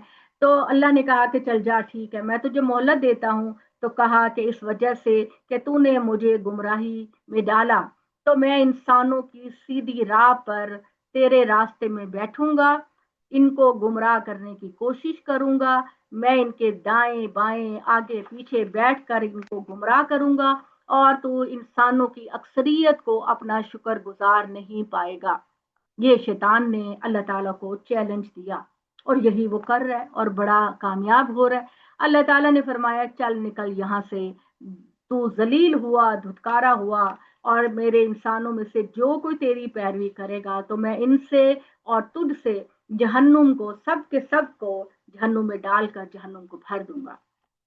اس کے بعد ہم نے آدم سے خطاب کر کے کہا کہ تو اور تیری بیوی اس باغ میں رہو، تم دونوں اس میں سے جہاں سے چاہو کھاؤ پیو، مگر اس ایک درخت کے پاس نہ جانا۔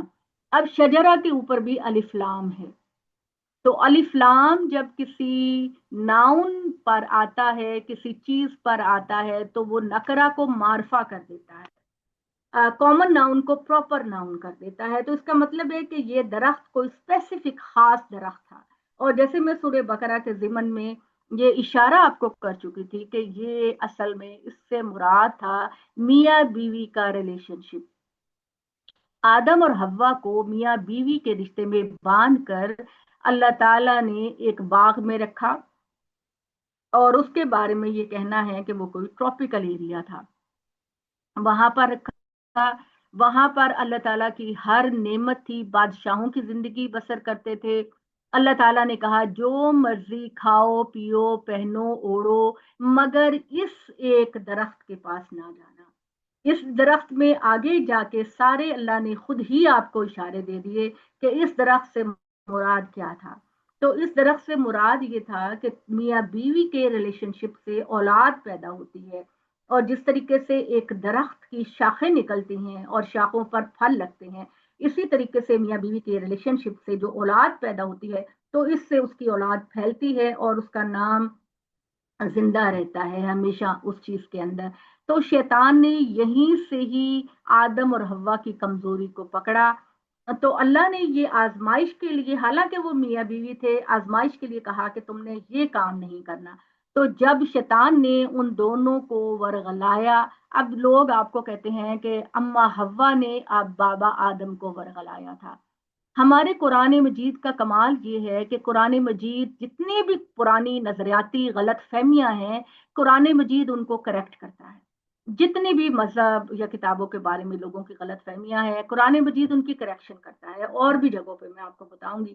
تو یہ کہنا کہ اما حوا نے بابا آدم کو ورغلایا تھا، بالکل غلط بات ہے، اور یہ بات صرف یہاں سے آئی کہ کرسچینٹی کے اندر یہ بات ہے کہ اما حوا نے بابا آدم کو ورغلایا تھا، اور اسی کی سزا کے طور پر عورت کو بچہ پیدا ہونے کی تکلیف ہوتی ہے، جو کہ بالکل اللاجیکل بات ہے۔ ٹھیک ہے، سزا ملنی تھی تو حوا کو ملنی چاہیے تھی، باقی عورتوں کا کیا قصور ہے؟ خیر چھوڑے، یہ ہمارے پاس ٹائم نہیں ہے کہ ہم اس طرح کی باتوں پہ لگے۔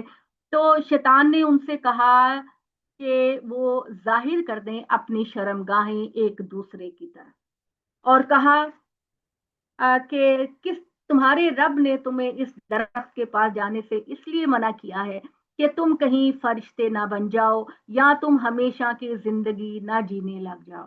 ظاہر ہے کہ اولاد پیدا ہوگی، اور اب آدم کے بعد دیکھیں کتنے ہزاروں سال گزر گئے اور ابھی تک اس کی نسل کا سلسلہ چل رہا ہے۔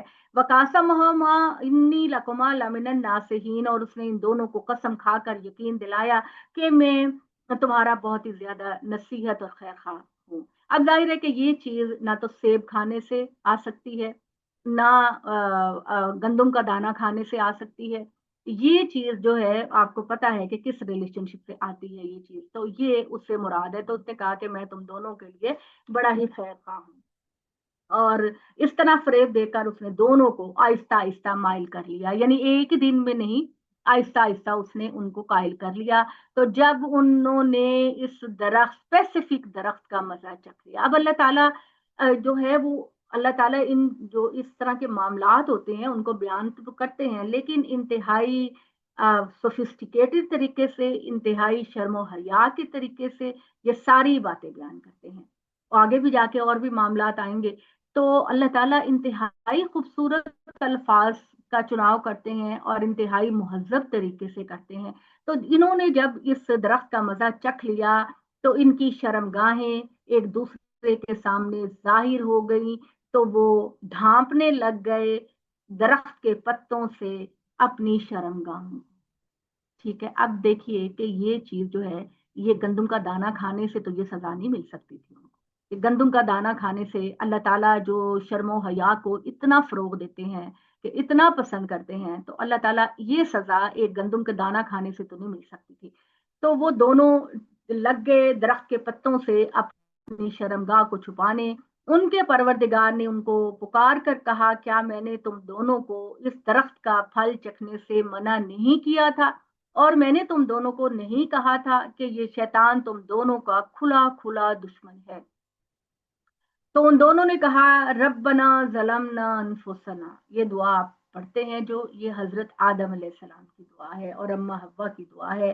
ان دونوں نے کہا، اے پروردگار، ہم نے اپنی جانوں پر بڑا ظلم کیا، اگر آپ نے ہماری بخشش نہ کی اور ہم پر رحم نہ کیا تو ہم ضرور ہو جائیں گے نقصان اٹھانے والوں سے۔ اللہ تعالیٰ ہم ضرور ہو جائیں گے، آپ ہمیں معاف کر دیجیے۔ یہاں دیکھیں کمپیریزن کہ غلطی آدم سے بھی ہوئی، انہوں نے فوراً معافی مانگی، لیکن شیطان نے غلطی کر کے تکبر کا اظہار کیا۔ یہ اللہ نے کیوں مثال بیان کی؟ یہ ہمارے سامنے اس مثالوں کو رکھا کہ آئندہ زندگی میں ہم بھی غلطیاں کریں گے، ہم سے بھی غلطیاں ہو جائیں گی زندگی میں، لیکن ہم نے آدم کا رویہ اختیار کرنا ہے، ہم نے شیطان کا رویہ اختیار نہیں کرنا۔ ہم نے اپنے باپ آدم کا رویہ اختیار کر کے کہنا ہے، یا اللہ مجھے معاف کر دے، میں نے بہت بڑی غلطی کا ارتکاب کیا۔ ہم نے شیطان کا رویہ اختیار نہیں کرنا کہ ہم تکبر کر کے کہیں کہ ہاں میں آئندہ بھی غلطی کروں گا۔ ٹھیک ہے، یہ مثال اللہ نے ہمارے لیے بیان کی ہے، ورنہ بیان کرنے کی کوئی ضرورت نہیں تھی۔ ہمارے لیے بیان کی ہے کہ غلطی انسان نے بھی کی تھی، غلطی شیطان نے بھی کی تھی۔ انسان نے کر کے اللہ سے معافی مانگی تو اللہ نے اس کا رتبہ اس کو واپس کر دیا۔ شیطان بھی معافی مانگتا تو اللہ اس کو معاف کر دیتا، لیکن اس نے تکبر کر کے کہا کہ میں معافی نہیں مانگوں گا، بلکہ الٹا میں تیرے انسانوں کو گمراہ کروں۔ تو پھر اس کے بعد اللہ تعالیٰ نے یہ کہا آدم سے، حوا سے، شیطان سے، تینوں سے کہا، اہبتوا جمع ہے۔ تو آپ کو پتا ہے دو کے لیے تو تسنیہ کا ورڈ الگ سے استعمال ہوتا ہے، لیکن یہاں پہ جمع ہے۔ اللہ نے ان سب سے کہا کہ تم ایک دوسرے کے دشمن ہو، جاؤ زمین میں چلے جاؤ، تمہارے لیے وہاں پر ایک ٹھکانہ ہوگا اور ایک وقت تک رہنا ہوگا۔ یعنی ہمیشہ کے لیے انسان نے اور جنوں نے اس دنیا میں نہیں رہنا، ایک خاص وقت تک تمہارے لیے رہنا ہوگا۔ اسی میں اللہ نے کہا کہ تم جیو گے، اسی میں مرو گے، اور پھر اسی سے تم دوبارہ قیامت کے دن نکالے جاؤ۔ اے آدم کے بیٹو، ہم نے تم پر لباس نازل کیا ہے جو تمہاری شرمگاہوں کو ڈھانکنے والا بھی ہے اور تمہارے لیے زینت بھی ہے، اور تقوی کا لباس اور اس سے بڑھ کر ہے۔ اور اللہ کی نشانیوں میں سے ایک نشانی ہے تاکہ لوگ یاد دہانی حاصل کرے۔ آدم کے بیٹو، ایسا ہرگز نہ ہو کہ شیطان تمہیں اسی طرح فتنے میں مبتلا کر دے جس طرح اس نے تمہارے ماں باپ کو اس باغ سے نکلوا دیا، جس سے ماں باپ سے مراد ہے آدم اور حوا، جس میں خدا نے انہیں ٹھہرا رکھا تھا۔ اس کا یہی لباس اتروا کر کے ان کی شرم گاہیں ان پر کھول دے۔ یاد رکھو وہ اس کے ساتھی تم کو وہاں سے دیکھتے ہیں، یعنی شیطان اور اس کے ساتھی تمہیں وہاں سے دیکھتے ہیں جہاں سے تم انہیں نہیں دیکھ سکتے۔ حقیقت یہ ہے کہ ان شیطانوں کو ہم نے ان لوگوں کا رفیق بنا دیا جو ایمان نہیں رکھتے۔ یہ اسی رفاقت کا نتیجہ ہے محمد صلی اللہ علیہ وآلہ وسلم کے، آپ کی قوم کے یہ لوگ جب کسی بے حیائی کا ارتکاب کرتے ہیں تو کہتے ہیں ہم نے اپنے باپ دادا کو اسی طریقے پر پایا اور خدا نے ہمیں اسی کا حکم دیا ہے۔ ان سے کہو اللہ کبھی بے حیائی کا حکم نہیں دیتا، کیا تم اللہ پر جھوٹ باندھتے ہو، ایسی باتیں کہتے ہو جنہیں تم نہیں جانتے۔ ان سے کہو میرے پروردگار نے ہر معاملے میں مجھے سچائی کا حکم دیا ہے، اور اس نے فرمایا ہے کہ ہر مسجد کے پاس اپنا رخ اسی کی طرف کرو اور اطاعت کو اسی کے لیے خاص کر دو، اسی کو پکارو، تم اسی کی طرف اس طرح لوٹو گے جس طرح اس نے تمہاری ابتدا کی تھی۔ ایک گروہ کو اس نے ہدایت بخشی اور ان میں بعض سب باتوں کو مانتا ہے، اور ایک گروہ پر گمراہی مسلط ہو گئی اس لیے کہ انہوں نے اللہ کو چھوڑ کر شیطانوں کو اپنا رفیق بنا لیا اور یہ سمجھتے ہیں کہ یا راہ ہدایت پر ہیں۔ آدم کے بیٹو، ہر مسجد کی حاضری کے وقت اپنی زینت کے ساتھ آیا کرو۔ یعنی اللہ تعالیٰ کہتے ہیں خذوا زینتکم عند کل مسجد، کہ مسجد میں جب جایا کرو تو بن سنور کر جایا کرو، زیب و آرائش کر کے جایا کرو۔ اور اس طریقے سے بہت ہی پڑھے لکھے لوگوں کا یہ خیال ہے کہ بننا سنورنا، عورت کا بننا سنورنا اچھا لگنا شاید اللہ کو پسند نہیں ہے، تو اللہ کو بہت پسند ہے۔ اچھے طریقے سے، فطری طریقے سے، ڈیسنٹ طریقے سے مرد کا بننا سورنا اور عورت کا بننا سورنا اللہ تعالیٰ کو بہت پسند ہے۔ اسی وجہ سے اللہ تعالیٰ نے کہا کہ بن سنور کر تم اللہ کی مسجد میں آیا کرو۔ اچھا جی، تو اللہ تعالیٰ نے یہ کہا اور کھاؤ پیو لیکن تم فضول خرچی نہ کرو، بے شک اللہ تعالیٰ حد سے گزرنے والوں کو پسند نہیں کرتا۔ کہہ دو کہ اللہ تعالیٰ نے کس پر حرام کیا ہے کہ اللہ تعالیٰ کی زیب و زینت اختیار نہ کرو، جو کہ زیب و زیبائش کی چیزیں اس نے اپنے بندوں کے لیے خود پیدا کی ہیں، تو وہ اپنے بندوں پر استعمال کو ان پر ممنوع کیوں کرے گا؟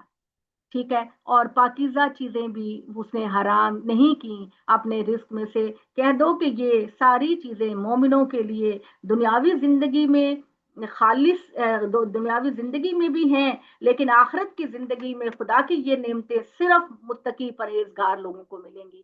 دنیا کی زندگی میں تو کافر نافرمانوں کو بھی ملیں گی، لیکن اخروی زندگی میں خدا کی یہ زیب و زیبائش یا ہیرے جواہرات اور یہ پلز اور یہ سارا سونا چاندی اور بہترین نعمتیں صرف اللہ تعالیٰ کے نیک بندوں کو ملیں گی۔ اور اسی طرح سے ہم اپنے احکامات کو کھول کھول کر بیان کر دیتے ہیں ان لوگوں کے لیے جو حقیقت میں علم رکھنا چاہتے ہیں۔ اے محمد صلی اللہ علیہ وسلم ان سے کہہ دیجئے کہ میرے رب نے صرف فحاشی کو منع کیا ہے، میرے رب نے بننے سورنے خوبصورت لگنے کو حرام نہیں کیا، میرے رب نے صرف فحاشی کو حرام کیا ہے، چاہے وہ ظاہری فحاشی ہو یا چھپی ہوئی فحاشی ہو۔ یعنی اب آپ لباس تو پہنے اور لباس آپ اس طرح سے پہنے کہ بجائے آپ کے جسم کو ڈھانپنے کے وہ آپ کے جسم کو نمایاں کرے، کسی حصے کو چھپا لیں، کسی حصے کو زیادہ پرومینیٹ کر دیں، تو یہ فحاشی سے اللہ نے آپ کو منع کیا ہے، بننے سورنے سے آپ کو منع نہیں کیا۔ اور اللہ تعالیٰ نے گناہ سرکشی سے منع کیا ہے جو بغیر کسی وجہ سے آپ کریں، اور سب سے اہم بات یہ کہ اللہ نے اس بات سے منع کیا ہے کہ اللہ کے ساتھ کسی کو شریک نہ کیا جائے، جس کے لیے اللہ تعالیٰ نے کوئی دلیل نازل نہیں کی۔ اور یہ کہ تم اللہ تعالیٰ پر کوئی ایسی بات کہو جس کا تم کو علم نہیں، یعنی ہم بیٹھ بیٹھ کے خود ہی باتیں کرنا شروع کر دیں اللہ کے بارے میں کہ اللہ تو یہ ہے، اللہ نے تو یہ کیا ہوگا، اللہ نے تو وہ کیا ہوگا۔ جس چیز کا علم اللہ نے کنفرم طریقے سے آپ کو اپنی کتابوں میں دے دیا، بس اللہ کے بارے میں وہی بات کیا کرے۔ اور ہر امت کے لیے ایک وقت مقرر ہے، جس طرح ہر انسان دنیا میں آتا ہے اس کی زندگی کا ایک وقت ہے جس پہ اس نے جانا ہے، اسی طرح ہر قوم کا ایک وقت ہو۔ اللہ تعالیٰ اس قوم کو یہ وقت دیتا ہے کہ وہ اس میں آزمائش کے دور سے گزرے، تو جب ان کا وقت آ جاتا ہے تو ایک سیکنڈ کے لیے نہ تو ان کو مہلت دی جاتی ہے آگے کرنے کی، اور نہ ہی وقت سے پہلے ان کو ختم کیا جاتا ہے۔ اور اللہ تعالیٰ نے پھر یہ بات کہی کہ آدم کے بیٹو، اگر آئیں گے تمہارے پاس میرے رسول تم پر میری آیتوں کو پڑھتے ہوئے، تو جو کوئی پاکیزگی اختیار کرے گا، اپنے گناہوں کو دھو لے گا، تو میری قیامت کے دن ان کے لیے نہ کوئی خوف ہوگا اور نہ ہی کوئی غم کا موقع۔ اور وہ لوگ جنہوں نے ہماری آیتوں کا انکار کیا، تکبر کیا، تو وہی لوگ ہوں گے جو جہنم میں جائیں گے اور جہنم سے کبھی نکلنے والے نہیں ہوں گے، وہ اس میں ہمیشہ ہمیشہ رہیں گے۔ تو اس شخص سے بڑھ کر ظالم کون ہوگا جس نے اللہ تعالیٰ پر جھوٹ باندھا اور اللہ تعالیٰ کی آیتوں کا انکار کیا اور اس کو جھٹلایا۔ یہ سارے وہ لوگ ہیں جنہیں ان کا حصہ ان کا پہنچ کر رہے گا اللہ کے رجسٹر کے مطابق۔ اللہ تعالیٰ کے رجسٹر کے اندر ہر چیز کو بیان کیا گیا ہے، تو اس میں ان کا حصہ لکھ دیا گیا، وہ انہیں پہنچ کر رہے گا، یہاں تک کہ جب ہمارے فرشتے ان کی روحیں قبض کرنے کے لیے ان کے پاس آئیں گے تو پوچھیں گے کہ اللہ کے سوا جن کو تم پکارتے رہے وہ کہاں ہیں؟ وہ کہیں گے وہ سب تو ہم سے کھوئے گئے، اور اپنے خلاف خود گواہی دیں گے کہ وہ فی الواقع منکر تھے۔ اللہ فرمائے گا جنوں اور انسانوں میں سے جو گروہ تم سے پہلے گزرے ہیں ان کے ساتھی بھی تم بھی دوزخ میں داخل ہو جاؤ۔ ان میں سے ہر گروہ جب داخل ہوگا تو اپنے ساتھی گروہ جنہوں نے ان کو گمراہ کیا ان پر لعنت کرے گا، یہاں تک کہ جب وہ سب اکٹھے ہو جائیں گے تو ان کے پچھلے اگلوں کے بارے میں کہیں گے پروردگار یہی لوگ ہیں جنہوں نے ہمیں گمراہ کیا، انہیں آگ کا دوہرا عذاب دو۔ ارشاد ہوگا تم سب کے لیے دوہرا عذاب ہے، کیونکہ تم اب حقیقت کو تسلیم نہیں کرتے تھے اور اب تم حقیقت کو نہیں جانتے۔ تو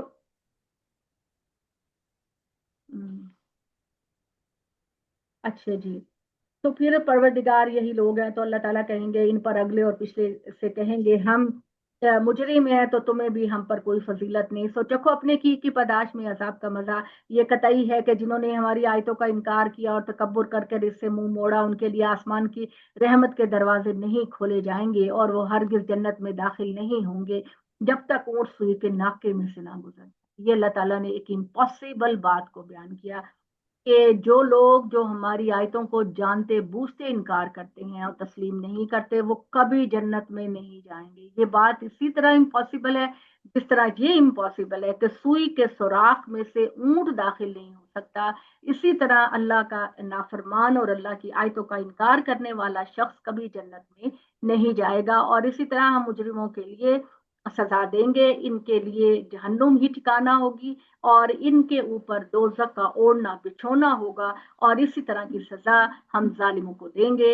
اور وہ لوگ جو ایمان لے کر آئے، میرے پیارے لوگ جو ایمان لے کر آئے، بہترین اعمال کرتے رہے، ہم کسی بھی انسان پر اس کی ہمت سے زیادہ بوجھ نہیں ڈالتے، یہی لوگ ہیں جو جنتی ہوں گے، وہ اس میں ہمیشہ ہمیشہ رہیں گے۔ ہم ان کے دلوں کی ساری رنجشوں کو دور کر دیں گے اور یہ ایسے محلوں میں رہیں گے جن کے نیچے نہریں بہتی ہوں گی۔ وہ وہاں پہنچ کر کہیں گے ہم نے آنکھوں سے اللہ کے وعدے کو دیکھ لیا، اللہ جن نعمتوں سے سرفراز کر رہا ہے اس کو دیکھ لیا۔ اللہ کا شکر ہے کہ جس نے ہمیں اس راستے کی ہدایت بخشی، اور اگر اللہ ہم کو ہدایت نہ بخشتا تو ہم کبھی راستہ نہ پاتے۔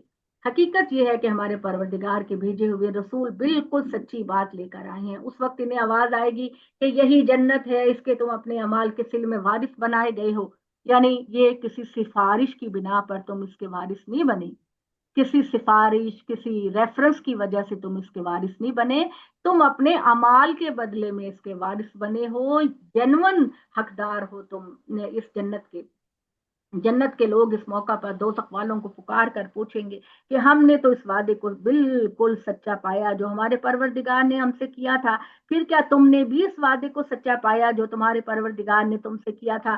وہ جواب دیں گے ہاں، ایک پکارنے والا ان کے درمیان پکارے گا، خدا کی لعنت ان ظالموں پر، فرمایا ان پر جو آج اللہ کی راہ سے روکتے اور اس میں ٹیڑھ پیدا کرنا چاہتے ہیں، آخرت کے منکر ہیں۔ تو در حقیقت یہی لوگ ہیں جو دوزخ میں جائیں گے۔ ان دونوں گروہوں کے درمیان پردے کی دیوار ہوگی، یعنی دوزخیوں اور جنتیوں کے درمیان بہت فاصلہ ہوگا۔ یعنی یہ تو اللہ تعالیٰ نے ہمیں سمجھایا نا کہ وہ ایک دوسرے کو ڈائریکٹ نہیں دیکھ سکیں گے، اسکرین پر دیکھ رہے ہوں۔ جو جنتی ہیں ان کو دکھایا جائے گا کہ جو لوگ دنیا میں تمہاری مخالفت کر رہے تھے، تمہاری دل آزاری کر رہے تھے، آج ان کا انجام دیکھو کیا ہو ہے۔ اور اسی طریقے سے جو دوزخی ہیں وہ تو بہت دور کہیں، جہاں پر جنتیوں کو اس کی ہوا تک کا جھونکا بھی نہیں آئے گا، کہیں ان کو ہوگا، لیکن اسکرین پر دوزخیوں کو جنتی دکھائے جائیں گے کہ وہ کتنی عالیشان بنگلوں میں رہ رہے ہیں، کتنے عالیشان لونوں میں بیٹھے ہوئے مزے سے تفریح کر رہے ہیں، چائے پی رہے ہیں، کھانا کھا رہے ہیں، ضیافتیں کر رہے ہیں، اور کتنا وہ اس شکر کر رہے ہیں کہ اللہ نے جو ہم سے وعدہ کیا تھا وہ پورا کیا۔ تو اللہ تعالیٰ کہتا ہے کہ ان دونوں گروہوں کے درمیان پردے کی دیوار ہوگی، اور دیواروں کی برجیوں پر کچھ نمایاں اور ممتاز لوگ ہوں گے جو ہر ایک کو اس کی علامت سے پکاریں گے، اور جنت کے لوگوں کو پکار کر کہیں گے تم پر سلامتی ہو، یہ ابھی جنت میں داخل نہیں ہوئے۔ اب یہ غلط فہمی لوگوں کو ہوئی کہ شاید وہ برجیوں والے ہیں جو اوپر بیٹھے ہوں گے، نہیں، یہ رزلٹ سے پہلے جنتیوں کو مبارکباد دے رہے ہیں کہ تم پاس ہو گئے ہو۔ جو بلڈنگ پر بیٹھے ہوئے صدیقین، شہداء، صالحین ہیں، وہ ان کو مبارکباد دے رہے ہوں گے جنتیوں کو کہ تمہیں مبارک ہو کہ تم جنت میں جا رہے ہو، ہماری طرف سے تمہیں مبارک ہو، تمہیں سلامتی کا پیغام ہو ہماری طرف سے۔ تو اور جب وہ نظر پھیر کر دیکھیں گے جہنمیوں کی طرف تو کہیں گے اے پروردگار، تو ہمیں ان جہنمیوں میں سے کبھی نہ بنانا۔ اور اصحاب اعراف پکاریں گے ایسے مردوں کو پروردگار، اس کے بعد برجیوں والے جنہیں یہ ان کی علامتوں سے پہچانتے ہوں گے، پھر ان سے کہیں گے کیا تمہارے کام آئے تمہارے جتھے اور تمہارا وہ تکبر جو تم نے کیا تھا؟ ذرا جنت کی طرف دیکھو، یہی ہے وہ لوگ جن کے بارے میں تم قسمیں کھا کھا کر کہتے تھے کہ یہ اللہ کی کسی رحمت کے مستحق نہیں ہو سکتے۔ جنت کے لوگوں، تم اپنی اس جنت میں داخل رہو، اب نہ تمہارے لیے کوئی خوف ہے اور نہ ہی غم کا موقع۔ اہل جنت کو دیکھ کر یہ دوزخ والے آواز دیں گے، ہاں اپنے ہاں کا کچھ پانی ہم پر بھی ڈال دو۔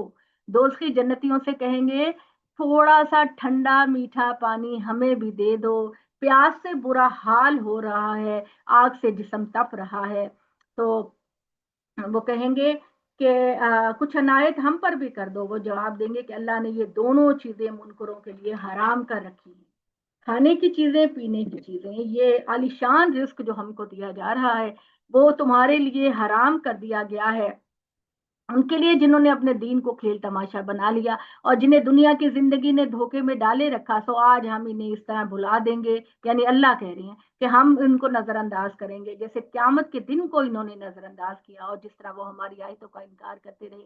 اس وقت اے محمد ہم تیری قوم کے ان لوگوں کے پاس ایک ایسی کتاب لے آئے ہیں جس کی تفصیل ہم نے علم قطعی کی بنیاد پر رکھی، یعنی قرآن مجید جو کہ قریش پر نازل کیا گیا ہے، ایک کنفرم نالج کی بنیاد بنا کر ہم نے یہ علم ان تک پہنچایا ہے، اور جس نے ہر چیز کا احاطہ کیا ہوا ہے، جو بالکل اٹل احکامات بیان کرتا ہے، اور قرآن مجید ایک قطعی روشنی کی صورت میں تمام تفصیلوں کے ساتھ، تمام ڈیٹیل کے ساتھ اللہ نے نازل کیا ہے۔ تو علم قطعی کا یہ مطلب ہے ان لوگوں کے لیے ہدایت و رحمت بنا کر جو ایمان لائے، کیا یہ اس کے منتظر ہے کہ جس چیز کی خبر دی جا رہی ہے اس کی حقیقت سامنے آ جائے؟ جس دن اس کی حقیقت سامنے آ جائے گی تو یہی لوگ جنہوں نے اس سے پہلے اسے نظر انداز کر دیا تھا کہیں گے کہ بے شک ہمارے پروردگار کے بھیجے ہوئے پیغمبر بالکل سچی بات لے کر آئے تھے، پھر کیا ہے کوئی ہماری سفارشی کہ ہمارے حق میں خدا کے ہاں سفارش کر دے یا کوئی ہمیں واپس لوٹا دے کہ ہم دنیا میں جا کر اب اچھے کام کریں۔ افسوس ان لوگوں نے اپنے آپ کو خسارے میں ڈال لیا، اور جو کچھ یہ من گھڑت باتیں کر رہے ہیں وہ سب کی سب باتیں ضائع ہو جائیں گی۔ بے شک ان کا پروردگار وہ ہے جس نے زمین و آسمان کو 6 دنوں میں پیدا کیا، پھر وہ اقتدار حکومت سنبھالنے کے لیے اپنے عرش پر جا بیٹھا۔ وہی اللہ ہے جو دن پر رات کو ڈھانپ دیتا ہے، جو کہ اس کے پیچھے دوڑتی چلی آتی ہے۔ رات کو دن پر ڈھانپ دیتا ہے جو اس کے پیچھے دوڑتی چلی آتی ہے، یعنی رات دن پھر رات پھر دن پھر رات۔ تو اس طرح اس نے سورج و چاند و تارے پیدا کیے جو اللہ تعالیٰ کی اطاعت میں لگے ہوئے ہیں۔ سنو، تخلیق بھی اسی کی ہے، حکم بھی اسی کا ہے، بات پکی، پیدا بھی اسی نے کیا ہے، حکم بھی اسی کا چلے گا، سسٹم بھی اسی کا چلے گا۔ بڑا ہی بابرکت ہے اللہ جہانوں کا پروردگار، تم اپنے پروردگار کو گڑگڑاتے ہوئے چپکے چپکے پکارو، اس کے سامنے یہی مناسب بات ہے، اس لیے کہ وہ حد سے بڑھنے والوں کو پسند نہیں کرتا۔ اور زمین کی اصلاح کے بعد اس میں فساد پیدا نہ کرو، اللہ ہی کو پکارو، ہر مایوسی کے عالم میں اور ہر امید میں، دونوں حالتوں میں اللہ ہی کو پکارو، یہ آپ کا رب کہتا ہے۔ اب ہم وسیلے ڈھونڈتے ہیں، یہی خوبی کا راستہ ہے، تم اسی پر چلو، اس لیے کہ اللہ کی رحمت ان لوگوں سے قریب ہے جو خوبی اختیار کرنے والے ہیں۔ وہی ہے جو اپنی رحمت برسانے سے پہلے ہواؤں کو خوشخبری بنا کر بھیجتا ہے، یہاں تک کہ جب وہ پانی سے لدے ہوئے بادل اٹھا لیتی ہیں تو ہم اسے کسی مردہ زمین کی طرف ہانک کر لے جاتے ہیں اور وہاں می برسا دیتے ہیں، پھر اس طرح طرح کے پھل پیدا کرتے ہیں۔ قیامت کے دن ہم اسی طرح مردوں کو اٹھائیں گے قبروں سے، اور شاید اے لوگوں تم یاد دہانی حاصل کرو، جو زمین اچھی ہوتی ہے اپنے پروردگار کے حکم سے پھل پھل لاتی ہے، اور جو ناقص ہوتی ہے اس کی پیداوار بھی ناقص ہوتی ہے، یہی تمہارا معاملہ ہے۔ ہم نے اس قرآن کی آیتوں میں اپنی نشانیاں اس طرح گوناگو پہلوؤں سے بیان کر دی ہیں ان لوگوں کے لیے جو شکر گزار بننا چاہیں، اور یہ کتاب تمہاری تاریخ، تمہاری ہسٹری کو بھی بیان کرتی ہے۔ اور ہم نے آگے جی آ رہا ہے ذکر حضرت نوح علیہ السلام کا۔ حضرت نوح علیہ السلام کا اب سلسلہ جو ہے وہ شروع ہو رہا ہے نبیوں کے ذکر سے، کہ قوموں کی طرف ان کے نبی پیغام لے کر آئے، اور جن قوموں، ان قوموں پر جو رسول آئے، قوموں پر فرض تھا کہ وہ جانتے تھے کہ یہ ایک سچا ایماندار پرہیزگار انسان ہے، نہ تو کبھی اس نے جھوٹ بولا، نہ چوری کی، نہ بےایمانی کی، وہ ان کے اندر کا بیسٹ انسان ہوتا تھا، لیکن پھر وہ جان بوجھ کر اس کا انکار کرتے تھے کہ یہ ایک اللہ کا میسج ان کو کیوں دیتا ہے اور ان کو ان کی خواہشات سے کیوں روکتا ہے۔ تو رسول ایک لمبے عرصے تک اپنی قوم کو سمجھاتے ہیں کہ باز آ جاؤ، ادروائز خدا تمہیں کوڑے کرکٹ کی طرح صاف کر دے گا، لیکن قومیں نہیں مانتی تھی، تو پھر خدا کا عذاب ان پر آ جاتا تھا۔ تو اب یہاں پر جو ذکر شروع ہو رہا ہے وہ حضرت نوح علیہ السلام کا ذکر شروع ہو رہا ہے۔ اگر آپ چاہیں گے تو کل یہ سلسلہ شروع کر دیں گے، اگر چاہیں گے تو آج کچھ اور پڑھ لیتے ہیں، لیکن میرا خیال ہے کہ آپ لوگ ابھی سوال جواب بھی کرنا چاہیں گے تو ہم اس کو ابھی بند کرتے ہیں تاکہ آپ کے سوال جواب کا سلسلہ شروع جی کیا جائے۔ بالکل، جی ابھی بالکل، ہم نے جی پڑھا ہے 59 نمبر آج تک، تو کل انشاءاللہ جی ہم 60 نمبر سے شروع کریں گے انشاءاللہ، اللہ نے چاہا۔ جی کوئی سوال ہے تو کیجیے۔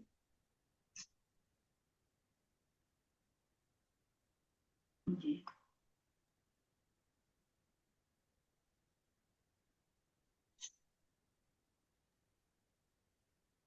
السلام علیکم کوکب۔ وعلیکم السلام جی۔ کوکب آپ اتنی تفصیل سے اور اتنے اچھے سے بتاتی ہیں کہ عموماً سوال ہوتا ہی نہیں ہے پوچھنے والا کوئی۔ نہیں سوال تو یقینا رہا، میں خوش ہوتی ہوں کہ سوال ہو، کیونکہ سوالوں سے میں بھی بڑا سیکھتی ہوں، یقین مانے، کیونکہ مختلف اینگل سے سوچنے کا موقع ملتا ہے نا۔ ہو سکتا ہے وہ سوال میرے ذہن میں نہ کبھی ہوا ہو جو آپ پوچھتے ہیں، جی اور دوسرے لوگوں کے لیے بھی بڑا اچھا ہوتا ہے جاننے کے لیے۔ چلیں دیکھتے ہیں کہاں سے آتا ہے سوال۔ چلیں افشین آپ پوچھیے، کیا کہنا چاہ رہی ہیں؟ جی السلام علیکم آپ۔ سوال یہ جیسے آپ نے بتایا گوشت کھانے والے جانور سب حرام ہیں، اور جو گوشت کھاتے ہیں جیسے شیر لے لو یا کوئی اور جانور لے لو، تو اس کا ذکر قرآن میں کیوں نہیں آیا؟ یہ قرآن خنزیر نے کا صرف ذکر آیا دوبارہ سے جب ساری کیٹیگری بتا دے کہ قرآن بتاتا ہے مین چیزوں کو، پھر آگے جا کر نبی صلی اللہ علیہ وسلم اس کو ایکسپلین کرتے ہیں، ٹھیک ہے۔ اب یہ جیسے کہ قرآن نے آپ سے کہا کہ نماز پڑھیں، تو قرآن نے آپ کو یہ نہیں کہا کہ فجر کی اتنی پڑھیں، ظہر کی اتنی پڑھیں، عصر کی اتنی پڑھیں۔ یہ تو شرح و وضاحت جو ہے یہ تو نبی صلی اللہ علیہ وسلم نے کی نا اپنے عمل سے۔ تو اسی طرح قرآن مجید نے یہ بتا دیا کہ وحشیانہ جو چیز ہوتی ہے کھانے میں چیڑ پھاڑ کرنے والی وحشیانہ طریقے سے، وہ تم نے نہیں کھانی، جیسے کہ کہہ دیا کہ آپ نے خون بالکل نہیں پینا کیونکہ وہ حیوانیت کا مظہر ہوتا ہے۔ اسی طرح خنزیر کے بارے میں بتا دیا کہ چونکہ وہ گوشت بھی کھاتا ہے تو اس لیے اس کی کیٹیگری کے جانور بھی حرام ہے۔ پھر آگے نبی صلی اللہ علیہ وسلم نے اس کی مزید وضاحت میں بتا دیا کہ ہمیں کسی قسم کا کوئی شک اور اشتباہ نہ رہے کہ وہ جانور جو چیڑ پھاڑ کرتے ہیں یا جن کے دانت لمبے لمبے ہوتے ہیں، جن کے دانت جو گوشت نوچنے والے ہوتے ہیں، وہ تمام جانور حرام ہیں۔ تو یہ شرح و وضاحت جو ہے یہ نبی صلی اللہ علیہ وسلم نے کی ہمارے لیے، اور اس کا ذکر آپ صلی اللہ علیہ وسلم نے شرح و وضاحت کی حیثیت سے اپنی سنت کے ذریعے اور اپنی روایتوں کے ذریعے سے کی۔ تو قرآن مجید جو ہے وہ چیزوں کو اگر ہر چیز کو بہت ڈیٹیل میں بیان کرے گا تو قرآن مجید ایک بہت ہی خوبصورت چھوٹی کتاب ہونے کی بجائے ایک غیر منظم بہت بڑا رجسٹر بن جاتا۔ تو قرآن مجید نے چیزوں کو پوائنٹ آؤٹ کیا، اور نبی صلی اللہ علیہ وسلم نے اپنے عمل سے اور اپنی ڈیٹیل سے ہم کو بتایا کہ اس کیٹیگری میں فلاں فلاں چیزیں بھی آتی ہیں۔ جیسے کہ میں مثال کے طور پر آپ کو بتاتی ہوں کہ اللہ تعالیٰ نے یہ کہا کہ جو سگی ماں ہوتی ہے تو سگی ماں کے حوالے سے جو رشتے بنتے ہیں خونی، وہ سارے رشتے حرام ہیں نکاح کے لیے۔ اور قرآن نے اسی طرح کہا، نبی صلی اللہ علیہ وسلم نے اسی طرح سے کہا کہ جس طرح سے خونی رشتے حرام ہیں اسی طرح سے رضائی رشتے بھی سارے حرام ہیں، ٹھیک ہے نا۔ آپ نے کہا کہ نہ صرف دودھ پلانے والی ماں بلکہ باپ، بہن، بھائی، خالہ، پھپھی، یہ والے رشتے جو ہیں، یہ بھانجی، بھتیجی، یہ سارے وہ رشتے جو خون کے رشتے ہیں وہ دودھ کے سارے رشتے بھی حرام ہیں۔ تو یہ دودھ کے رشتوں والی جو ڈیٹیل ہے یہ نبی صلی اللہ علیہ وسلم نے بتائی، یہ قرآن میں نہیں ہے، یہ نبی صلی اللہ علیہ وسلم نے بتائی ہے۔ اسی طریقے سے اللہ تعالیٰ نے ہمیں کہا کہ 4 چیزیں حرام ہیں، ان کے اندر جو چیزیں ہیں ان کے اندر وحشیت پائی جانے والی، چیڑ پھاڑ کرنے والی، حیوانیت والی چیزیں، تو حضور نے ڈیٹیل میں بتا دیا کہ شیر، چیتا، بھیڑیا یا اس طرح کے جو جانور جو نوچ کر گوشت کو کھاتے ہیں، وہ ساری چونکہ ان میں حیوانیت پائی جاتی ہے، اسی طرح سے وہ سارے جانور حرام۔ جی ختیجہ جی آپ کچھ لیکن کہنا چاہتے ہیں؟ کوکب کچھ دن پہلے آپ نے جب یہ دورہ قرآن شروع ہونے سے پہلے آپ نے یہ کہا تھا کہ ویسے تو خنزیر کا گوشت حرام ہے، لیکن آپ نے ایک دفعہ کہا تھا کہ جی جان بچانے کے لیے کبھی ایسی صورت پڑے میں نے نہیں تو کہا، کھایا جا قرآن سکتا نے کہا ہے، یہ جگہ ہے۔ جگہ جی ابھی بھی کہا ہے، ابھی بھی کہا ہے، سورہ میں بھی کہا ہے۔ کہ تو وہ اگر تم کسی وجہ سے مجبور ہو جاؤ کھانے پر تو اپنے دل میں گناہ کا یعنی کہ نہ تو حد سے زیادہ اس کا استعمال کرنا اور نہ اللہ کے ساتھ سرکشی کا خیال کرتے ہوئے لینا. مجبور ہو جاؤ تو اپنی کھا سکتے ہو اپنی ضرورت کے لیے، لیکن اس میں اللہ تعالیٰ کی نافرمانی کا ایلیمنٹ نہیں ہونا چاہیے اور اللہ تعالیٰ سے سرکشی کا ایلیمنٹ نہیں ہونا چاہیے. بالکل ایسا ہے، قرآن کہتا ہے ایسا ہے. ہما اچھا ٹھیک ہے، کیونکہ مجھے تھا کہ شاید میرے ذہن نظر سے نہیں گزرا تھا، لیکن چیزیں چاروں چیزیں تو پتہ تھی کہ یہ حرام ہے. چار بار چیزیں بار دو کیا ہے؟ مطلب ایک یہ تو ہم بار بار پڑھ رہے ہیں، ابھی بھی پڑھا ہے ہما. جی نہیں وہ تو پتہ ہے کہ چار چیزیں حرام ہے، لیکن جان بچانے کے لیے جب آپ کا دل اور آپ کا دماغ نہیں مانے گا تو کیسے ہم کھا سکیں گے؟ دیکھیں یہ نارمل حالات کی بات نہیں ہے نا، یہ ایسے ہے کہ جیسے آپ کسی جنگل سے گزر رہی ہیں، آپ کے پاس کھانے کا سامان ختم ہو زندگی گیا، موت کا 1 دن معاملہ گزر ہو. گیا، 2 دن گزر گیا، 3 دن گزر گئے ہیں. اب آپ نہیں کھائیں گی تو بے ہوش ہو کے گر جائیں گی یا مر جائیں گی، تو کیا آپ سے کہا جائے گا؟ یہ جی اللہ نہیں تعالیٰ نے جو کنڈیشن بیان کی ہے یہ انتہائی مجبوری کی کنڈیشن بیان کی ہے، یہ کوئی نارمل حالات کی نہیں ہے کہ آپ مطلب اپنے انتہائی مجبوری کی حالت میں انتہائی مجبوری کی حالت میں جب کہ آپ کو زندگی موت کا معاملہ ہو. اور نہیں آپ کے لیے کچھ اور چارہ نہیں ہے اور لگتا ہے کہ آپ جو ہے نہیں لیں گی تو آپ ختم ہو جائیں گے. اچھا یہ چار چیزیں جو حرام ہیں ان کی ڈیٹیل، ایک تو غیر اللہ کے نام کی دی ہوئی کوئی چیز، اور اس کے بعد یہ حرام گوشت، اور باقی دو حرام گوشت کیا نہیں، اللہ کے نہیں علاوہ مطلب کسی یہ اور جو کے نام پر ذبح کرنا، ہاں مرا ہوا جانور ہاں چاہے اونٹ ہو چاہے گائے ہو چاہے بکری ہو، مرا ہوا جانور، مردار یعنی کہ خون خون جیسے لوگ خون کے پیالے پیتے ہیں، اور چوتھا خنزیر کا گوشت. 4 چیزیں اللہ تعالیٰ مستقل سورہ بقرہ میں بھی، سورہ مائدہ کے اندر بھی، سورہ انعام کے اندر بھی بار بار اللہ تعالیٰ یہ بات کہہ رہے ہیں. واقف میں یہاں ایک بات یہ ہما نے جو بات کی ہے کہ وہ چیز جس کو کہ آپ ساری زندگی برا سمجھتے رہے وہ آپ کیسے کھا سکتے ہیں. میں آپ کو یہاں پہ ایک انسیڈنٹ بتاؤں کہ کافی سال پہلے ایک جہاز میں ٹیم جا رہی تھی تو جہاز کریش کر گیا نا، پہاڑوں میں وہ گرا جا کے، اور وہاں پہ بہت برف تھی، بہت ٹھنڈ تھی، وہاں تک لوگوں کو پہنچنے میں بہت ٹائم لگا. تو انہوں نے جو ڈیڈ باڈیز تھی جن کو انہوں نے دبا دیا تھا برف میں، ان کو نکال کے ان کو کھانا پڑا. ایکچولی زندگی میں ہی ہوا ہے یہ. انتہائی مجبوری کی حالت نا. بنا جی قرآن ایک یونیورسل پیغام ہے کہ یہ صرف پاکستان کے اندر رہنے والے لوگوں کا یا سعودی عرب میں رہنے والے لوگوں کا کلام نہیں ہے، یہ یونیورسل کلام ہے جو جنگل والوں کے لیے بھی ہے، جو شہر والوں کے لیے بھی ہے، جو دنیا کے اندر سمندر پار کوئی رہتا ہے تو اس کے لیے بھی ہے. تو ہر ایک کے حالات ڈفرینٹ ہوتے ہیں، بالکل ہر ایک کے معاملات ڈفرینٹ ہوتے ہیں، تو قرآن مجید تو ہر ایک کو سلیوشن دے گا نا.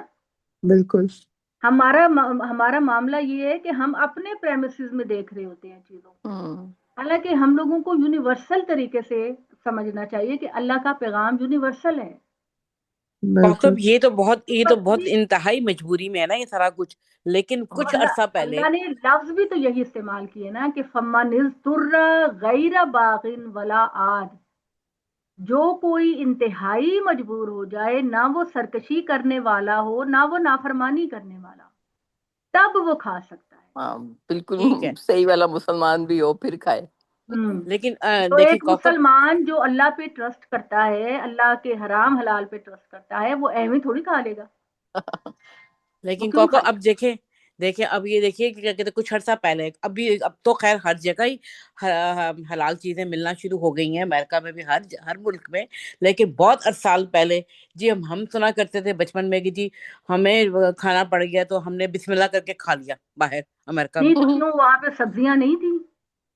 یہی تو میں وہاں کہتی ہوں مچھلی کہ وہاں نہیں پہ تھی، سبزی ہیں، سبزیاں نہیں تھی، یہ کیا بات ہے؟ سبزی ہیں، اور پھر جیسے میکڈونلڈ پیزا کھا وغیرہ لیتے کھا ہیں. لیتے ہیں تو پین تو وہی ہوتے ہیں نا.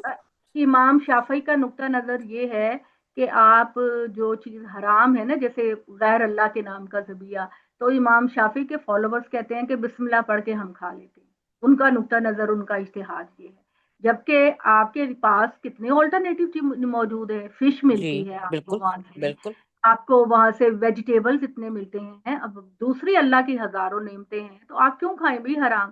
یہ تو ان کے لیکن لیے ہے ہاں کہ جو مجبور ہیں, کچھ نہیں ہے کھانے کے لیے, ان کے پاس لیکن ابھی جان بھی بچانے کا مسئلہ ہو گیا. ٹھیک ہے, ٹھیک, وہ صحیح کہہ رہی ہیں آپ. لیکن دیکھیں ابھی بھی جیسے امریکہ میں باہر جا کے لوگ پیزا کھا لیتے ہیں اور بڑے سے کہیں گے جی آپ چھری بھی دھو لیں, آپ پین بھی دھو لیں, لیکن پھر بھی اس کے باوجود آپ کو اندر سے سیٹسفیکشن نہیں ملتی, آپ اندر سے مطمئن نہیں ہوتے کہ ہم جو چیز کھا رہے ہیں واقعی وہ حلال ہی ہوگی.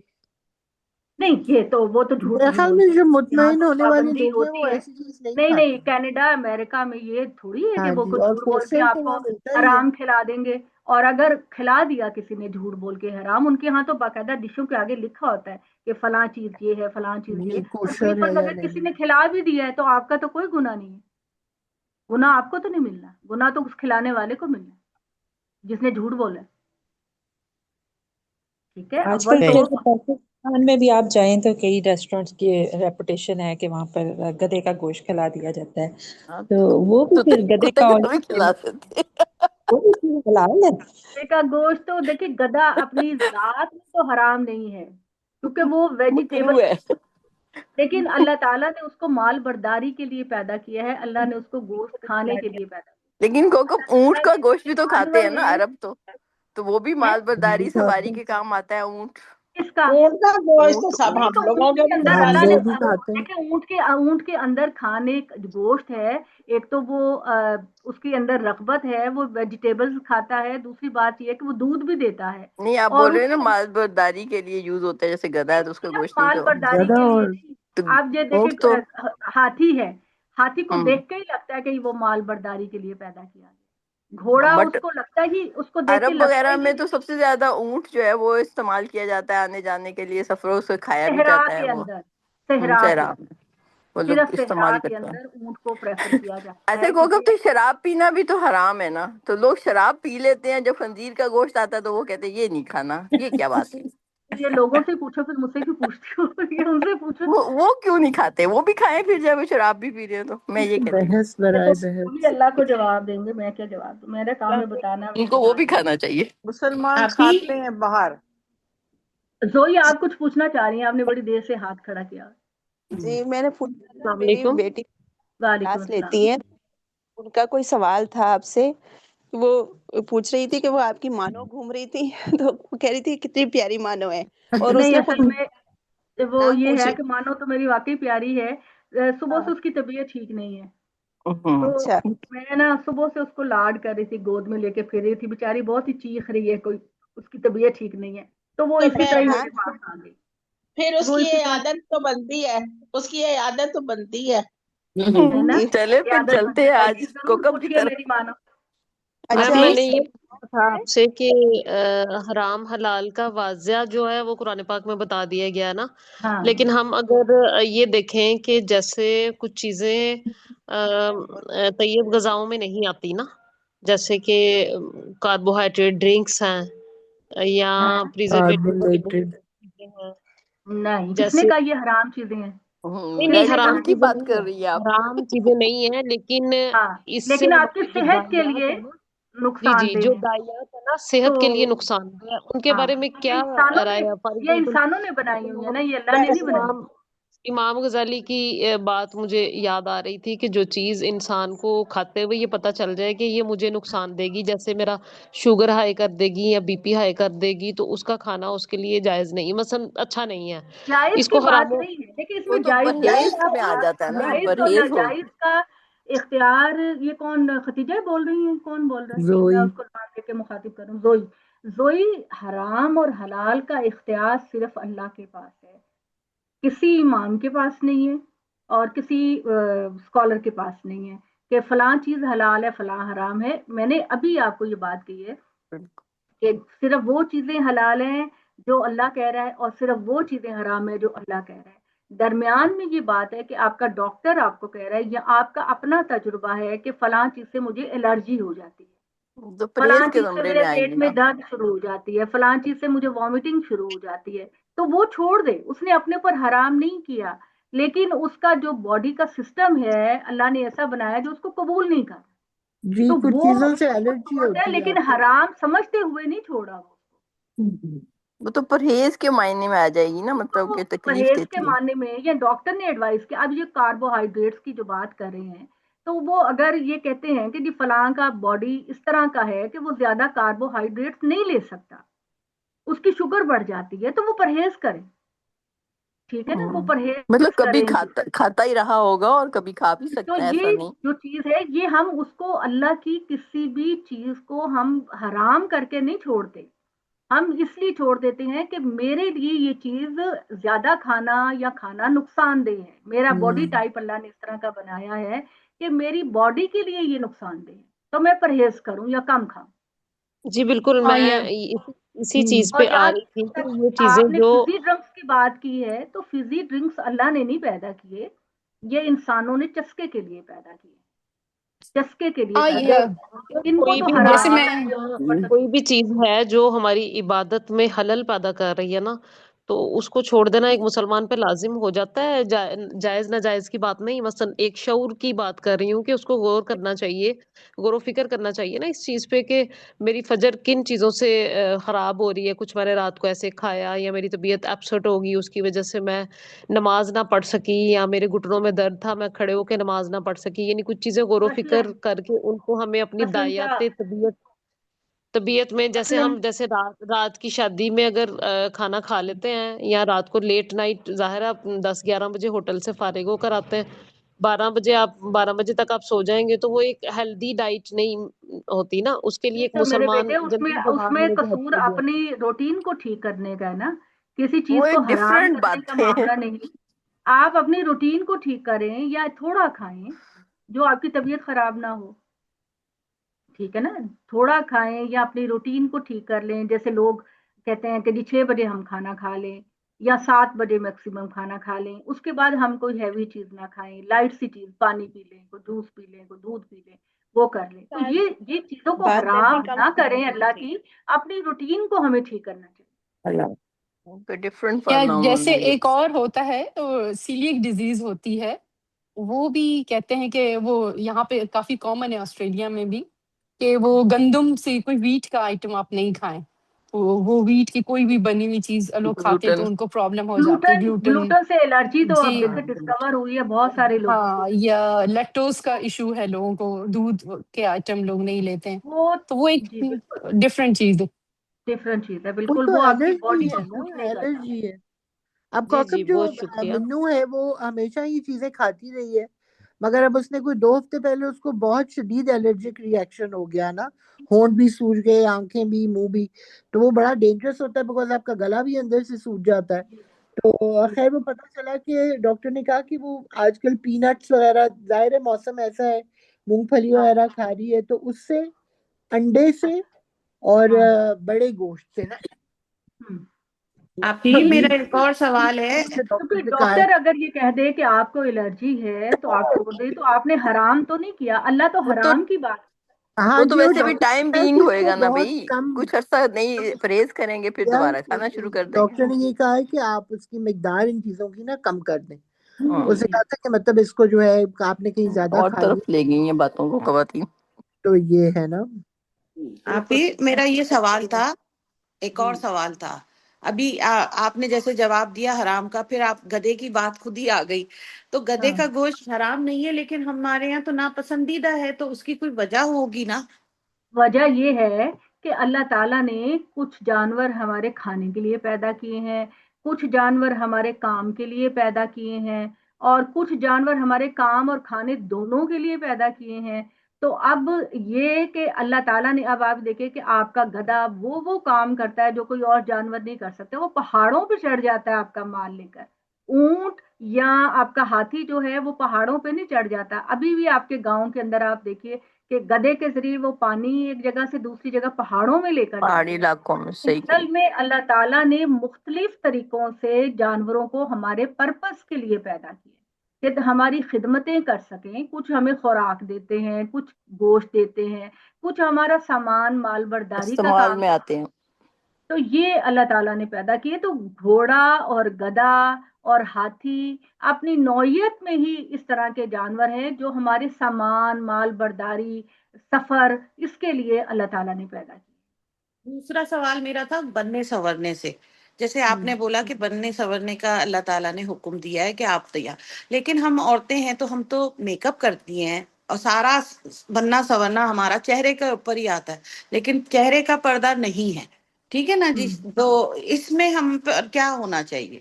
چہرے کا پردہ ہے یا یہ جی میری بہن سورہ نور آنے والی ہے، تو انشاءاللہ سورہ نور میں ڈیٹیل کے ساتھ آپ کو بتاؤں. صحیح. سورہ نور میں ڈیٹیل کے ساتھ انشاءاللہ، کیونکہ یہ کلاس جب شروع، یہ اس پہ ہماری اٹینڈنس بھی کم ہو جاتی ہے، تو میں یہ چاہتی ہوں کہ یہ اتنے امپورٹنٹ سوال ہیں، یہ زیادہ لوگ موجود ہوں گے تو میں ڈیٹیل کے ساتھ ہر چیز بتاؤں گی آپ کو انشاءاللہ. ٹھیک ہو گیا، چلیں دعا جی کر ایک لیتے بات میں بھی کہہ لوں. جی کہیے گو. کہیے. ہاں جی، مجھے بھی بہت ساری چیزوں کا پرہیز کا کہا گیا نا، تو میں تو اس لیے یار پرہیز کرتی ہوں پرہیز تاکہ اور میں حرام صحت کوئی مند. اور چیز ہوتی ہے نا. ہاں جی، وہی میں بتا ذرا رہی ہوں ایک نا کہ سیکنڈ یعنی کہ سوال کر تاکہ لینے ہم دیجیے. صحت مند رہیں اور اللہ کے بتائے ہوئے احکامات پہ آسانی سے عمل کر سکے، تو پھر تو ہمیں ثواب ملے گا نا، لیکن حرام تو نہیں کہہ سکتے. تو اس لیے ہم بندے کو حرام جی پرہیز کر لینی چاہیے بانا تاکہ اس آپ کو. کیا پاگل ایک سوال سوری تھے. فائزہ، آپ کچھ کہنا چاہ رہی ہیں؟ میں نے کہا وہ اس کو اس طرف لے کے جا رہی ہے گناہ، تو میں نے کہا بندہ اس پازیٹیو وے سے کیوں نہیں سوچ سکتا کہ ہم اگر شوگر کے مریض ہیں تو پرہیز کریں گے تو ٹھیک ہے، تو یہ نہیں. پرہیز ایک علیحدہ فائزہ چیز آپ ہے، کچھ حرام کہنا چاہ علیحدہ رہی ہیں؟ چیز ہے بھائی. جی جی ہاں السلام ہاں علیکم. وہی نا، میں نے کہا کچھ چیزیں شبانہ چھوڑنی پلیز آپ چپ پڑتی ہے کر نا. جائیں، دوسروں اچھا کو بھی اچھا. پوچھنے جی دیں. جی پہلے تو اپنی رائے کھاتے نہ ہی دیا کم کریں، تھے. صرف خالہ سوال بس کریں اور جواب ٹاپک دیں. تو میں نے سارا سن لیا تھا، ساری ڈسکشن بھی ہو گئی تھی، دعا کا ٹائم تھا. تو میں بس ایک تھوڑی سی چیز ڈسکس کرنا چاہ رہی تھی کہ آج صبح بائی چانس ہی فون میں نے دیکھا تو اے آر وائی کی نا نیوز ایک آ رہی تھی. تو اس وقت سے نا میں کافی زیادہ ڈسٹرب ہوں، مطلب وہ دیکھنے کے بعد. ہم سب کو پتہ ہے کہ فلسطین کے لوگوں کے ساتھ جو بھی سب کچھ ہوا ہے وہ ہم سب کو ہی پتہ ہے. لیکن جو ریسنٹلی نیوز آئی ہے اس میں یہ پتا چلا ہے کہ وہ کچھ ایسے ویپنز یوز کر رہے ہیں جس میں فلسطین کے لوگوں کی باڈیز جو ہیں وہ بخارات بن کر ایوپریٹ ہو رہی ہیں. مطلب اس قدر تکلیف کا وہ جو احساس ہے کہ ہماری جو ڈیڈ باڈیز پڑی ہیں وہ بھی، اور جو وہاں کے لوگ رہ رہے ہیں وہ ایسے کیمیکلز یوز کر رہے ہیں جس کی وجہ سے وہ باڈی ایوپریٹ ہو رہی ہے. تو ظاہر یہ بات ہے سوچ چاہیں گے کر نا کہ بہت. جی قبرستانوں میں اگر جگہ نہ رہے اپنا فائزہ، قبرستانوں میں جگہ نہ رہے تو عام طور پر یہ کیا جاتا ہے. تو خالا لیکن اسرائیل وہاں بھی پہ ایسے جو ہی. زندہ لوگ ہیں وہ بھی اس چیز سے افیکٹ ہو رہے ہیں کیونکہ وہ لوگ ایسے کیمیکلز یوز کر رہے ہیں. تو میرا صرف مقصد یہ تھا اس وقت یہ بات کرنے کا کہ ہم لوگ ہر دعا میں، مطلب ابھی بھی ہم سب ہاں ہیں یہاں پہ شامل، تو ہم لازمی ان کے لیے دل سے ہم سب دعا کریں کہ اللہ لازمی میں طور ان کے پر لیے بہت آسانیاں کر دے. بہت تکلیف کا مرحلہ ہے یہ، اگر ہم اپنے آپ کو بہت زیادہ سوچیں وہاں پر. بہت زیادہ بہت زیادہ اس وقت بڑی سخت آزمائش میں ہیں بہت ہمارے سخت. فلسطینی بہن بھائی. اللہ تعالیٰ ان کے لیے آسانیاں پیدا کرے اور کوئی معجزہ ان کے لیے اللہ تعالیٰ آمین صادر کر دے کہ وہ لوگ پرسکون زندگی گزار سکے. آمین اللہم آمین. بہت صلی علی شکریہ. سیدنا محمد وعلی آل محمد کما صلیت علی ابراہیم وعلی آل ابراہیم انک حمید مجید. اللهم بارك على محمد وعلى آل محمد كما باركت على إبراهيم وعلى آل إبراهيم إنك حميد. ربنا ظلمنا أنفسنا وإن لم تغفر لنا وترحمنا لنكونن من الخاسرين. ربنا لا تحملنا ما لا طاقة لنا به واعف عنا واغفر لنا وارحمنا أنت مولانا فانصرنا على القوم الكافرين فانصرنا على القوم الظالمين فانصرنا على القوم الفاسقين. رب ارحمهما كما ربياني صغيرا. ربنا هب لنا من ازواجنا وذرياتنا قرة اعین واجعلنا للمتقین اماما. اے اللہ ہماری غلطیوں کو معاف کر دے. یا اللہ تیرے کلام کو سمجھنے اور بیان کرنے میں اگر ہم سے کوئی غلطی ہو گئی ہو تو اس کو براہ کرم معاف کر دینا. یا اللہ ہمیں ہدایت کی راہ دکھانا. جب ہم بھٹکنے لگے تو میرے مولا ہمیں پکڑ کر تھام لینا اور صراط مستقیم پر چلنے کی توفیق عطا کر دے. اے اللہ ہماری جھولیوں کو خوشیوں سے بھر دے اور خوشیوں کو تقسیم کرنے کا ظرف عطا فرما. یا اللہ ہمارے کندھوں پر آزمائش کا کوئی بوجھ نہ ڈال. یا اللہ اس حال میں موت دینا کہ آپ ہم سے راضی رہیں، ہم آپ سے راضی رہیں. اے اللہ اے رحمان اے رحیم پروردگار قیامت کے دن نبی صلی اللہ علیہ وآلہ وسلم کی خوشنودی عطا کرنا اور آپ کے ہاتھوں حوض کوثر کا پانی نصیب کرنا۔ یا اللہ ہمیں وہ اعزاز عطا کر کے ہم بھی سابقون الاول آمین آمین اے اللہ بیماروں کو شفا عطا فرما، بے روزگاروں کو رزق عطا فرما، آمین پریشان حال لوگوں کی پریشانیوں کو دور کر دے۔ یا اللہ یا آمین رحمان یا رحیم آمین پروردگار فلسطینی آمین لوگوں پر اپنا رحم فرما۔ یا اللہ ان چھوٹے آمین چھوٹے معصوم بچوں پر اپنا رحم فرما جو بغیر ماں باپ کے بے آمین یا اللہ امت مسلمہ کے آمین اندر شعور بیداری پیدا فرما کہ وہ ان کی آمین مدد کے لیے کر سکیں، ان کی سہولت کے لیے کچھ کر سکیں، ان کی نجات کے لیے کچھ کر آمین سکیں۔ یا اللہ ہمارے دلوں کے آمین اندر انسانیت کو پیدا کر دے، ہمدردی کو پیدا کر دے کہ ہم آمین بین الاقوامی پلیٹ فارم پر ہم ساری قوموں کو جھنجھوڑیں کہ وہاں پر اسرائیل ان معصوم بچوں کے ساتھ اور قوم کے ساتھ کیا کر رہا ہے۔ یا اللہ ہمیں مال اور جان سے ان کی مدد کرنے کی توفیق عطا فرما۔ یا اللہ ہمارے آمین ماں باپ پر رحم فرما، جیسے بچپن میں انہوں نے شفقت اور محبت سے ہم کو پالا۔ یا اللہ اگر وہ اس دنیا سے جا آمین چکے ہیں تو ہمیں ان کے لیے بہترین صدقہ جاریہ بننے کی توفیق عطا کر۔ آمین اللہ ہماری اولادوں کو ہماری آنکھوں کی ٹھنڈک، دل کا سکون اور متقیوں کا امام بنا دے۔ یا اللہ انہیں بہترین اعمال آمین توفیق عطا کر، بہترین آمین زندگی گزارنے کی، دوسروں کے لیے لائحہ عمل بننے کی توفیق عطا کر۔ یا اللہ ان آمین خوشیوں کو ہماری آنکھوں کے سامنے دکھا دے اور ان کو کسی ایسی مشکل آمین اور نہ ڈال کے جس سے ہم پریشان ہوں۔ اللہ آپ سب کا حامی و مددگار ہو، اللہ آپ پر اپنی رحمتیں نازل کرے، غم اور صدقہ کبھی آپ آمین کی آمین نہ آئے اور آمین خوشیاں آپ کی آمین دہلیزوں آپ کو پر کراس کر جائیں۔